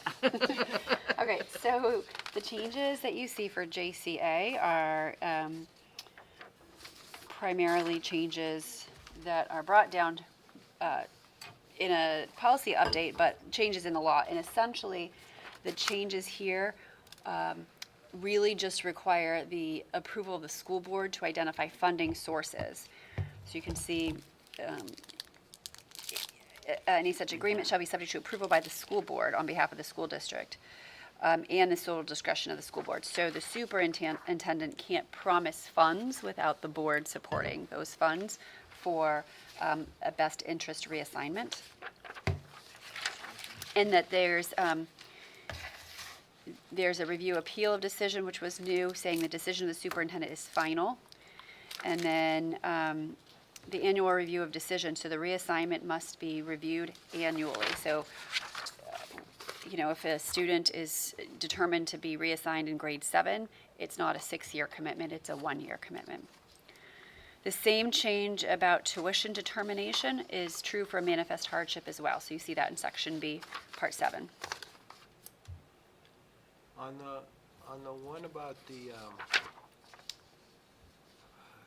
7, review and appeal of decision, is that, who's appealing it? Family. So this has nothing to do with the school board disagreeing with the superintendent? Okay. No. And is it either way? I mean, is it, are you only expecting them to appeal a denial? I would assume Yeah, so. They're because they coming would be- forward they're for a coming forward request. asking for it. Oh, it has to be a request, it's not a school request? No, it's No, a family It's a family request. request. Okay.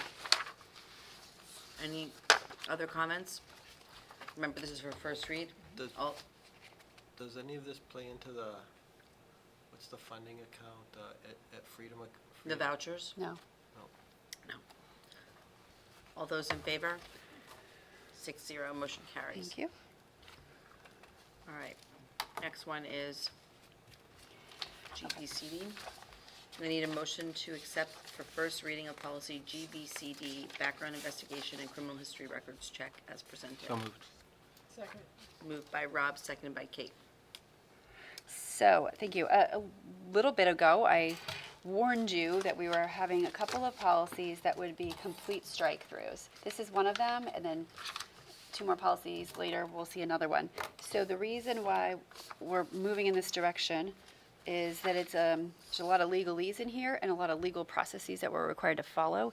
And so as a result, it made sense to just go ahead and follow the one that is recommended by providing definitions. There's a lot of confusion about positions and what positions require background checks and the various levels of background checks. So there are definitions here and requirements that we've been following, but this just updates our policy so that our policy matches our current practice.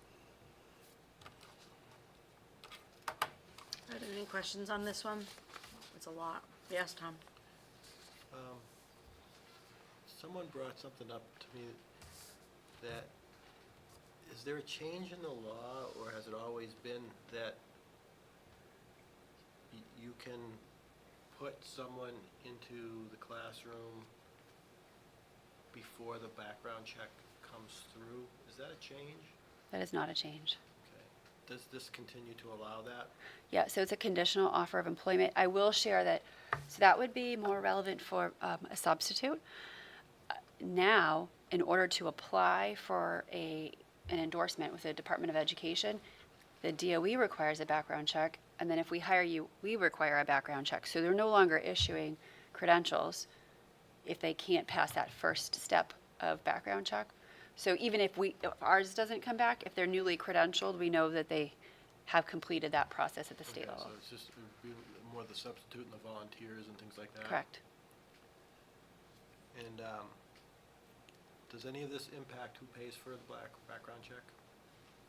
Impact who? Who pays? for it? No, Is that up to, is that a local decision? that is. Okay. I know some districts, they cover the cost. We don't, do we? So,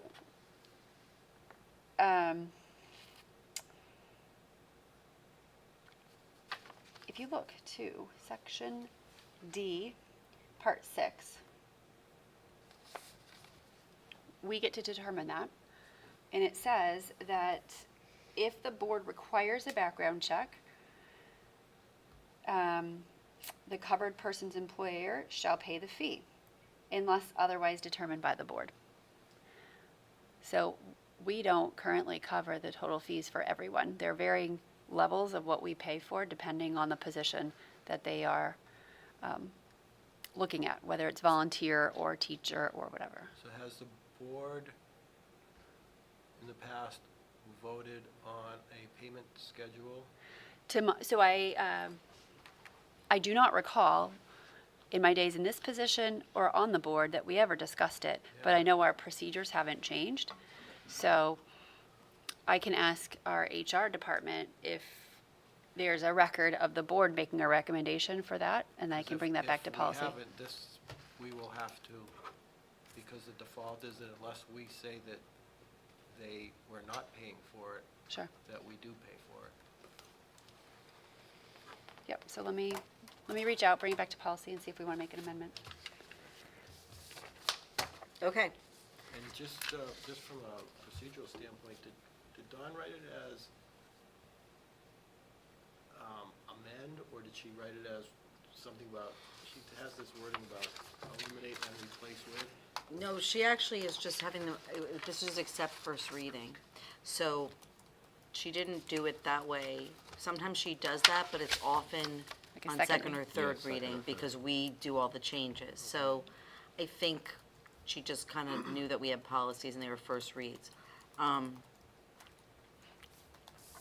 We can change the motion next time if that would work for you. No, she's Right. very, She is, and sometimes I don't take her very specific motions. Sorry, Dawn. I just kind of make them simpler because it gets too confusing in my brain. Okay. And I'm usually tired by the time we get to policy.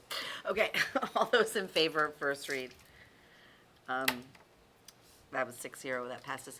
Just before we go on to the next ones, I do want folks to know that we had 2 policies on our agenda last month that we did not bring forward for second read because we are working with them with attorney review, because there were some questions. One of them was the weapons policy, and there were some questions about that, and we're trying to get back feedback. And what was the other one? It's a really good one. I can't remember. EEAA and JICI, so EEAA. EEAA was the question about students recording teachers. Yeah, so there are two about, Tom, are you listening? Because these were your questions. Student recording teachers. So we've got those with our attorneys looking at them, and sometimes that takes a little time. So they will be back, I promise. And they're probably under our policies under review page. So. Yeah. But just in case anybody in the, public is wondering, we are working on them in committee. Okay, so I need a motion to accept the first reading of policy ACF, food and nutrition services, anti-discrimination, and civil rights complaints. Moved by Krista. I need a second. Second. Second by Kate. Is this a new policy? I'm so glad you started us off. This is a brand-new policy, which is why none of it's underlined, because there's no changes. The whole thing is just brand new, but it is required by law, so you see it before you. Luckily, we already follow all of this, including the component that requires that we display the "And Justice for All" poster all around our schools in the appropriate locations. The posters are not smaller than 11 by 17. They are, I believe, exactly 11 by 17 as I measured them. So this was for a first read. Are Yeah. there any questions on this? Do you like this policy as it is? I mean, I think it's fine as it is.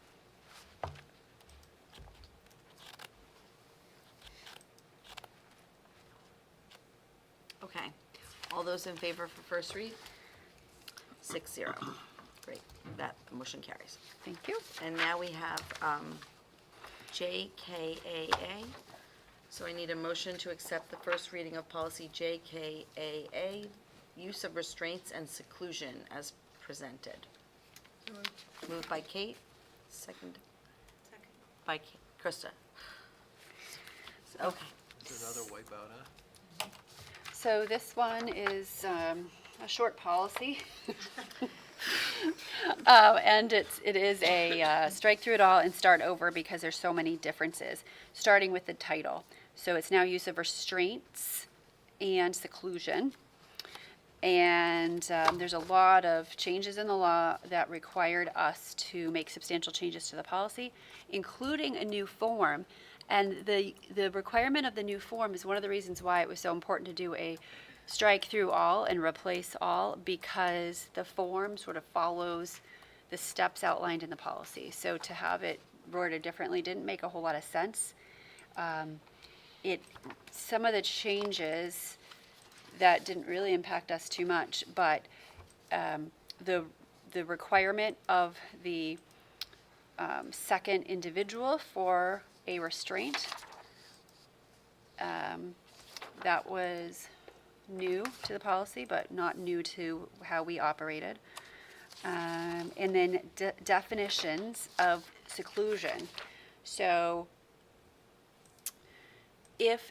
seclusion is a little bit more broadly defined now. If a student feels, if they are in a room alone and feel they cannot reasonably leave, then that is seclusion. It's not necessarily locked in a closet. It's in a space where they feel they cannot leave. Wouldn't that be most kids in a classroom? But there are mechanisms for leaving. And so one thing that we did to clarify this is provide instructions in a space that a student might have lunch detention in the office, and identify procedures on how you ask to use the restroom, or to get a napkin or whatever. So just to make sure that they understand that they are able. Is that in the policy, or is that? That's not in policy, but that's just, I'm identifying a practice that was changed based on a broadened definition. So the new law was put into place almost a year ago, and a lot of the concerns were brought forth not by public schools, but by a lot of private specialized schools, but it is used for all placements across the board. That is what sort of complicated the development of the form that we are required by law to use. And so the form that we are required by law to use did not actually come out until 6 months after we were required to use it. And now there are concerns that the form isn't appropriate, but we will let the state figure that out, and we will continue to follow. The form is not part of the policy? The form, the policy talks about a form that's developed by the state that we have to use.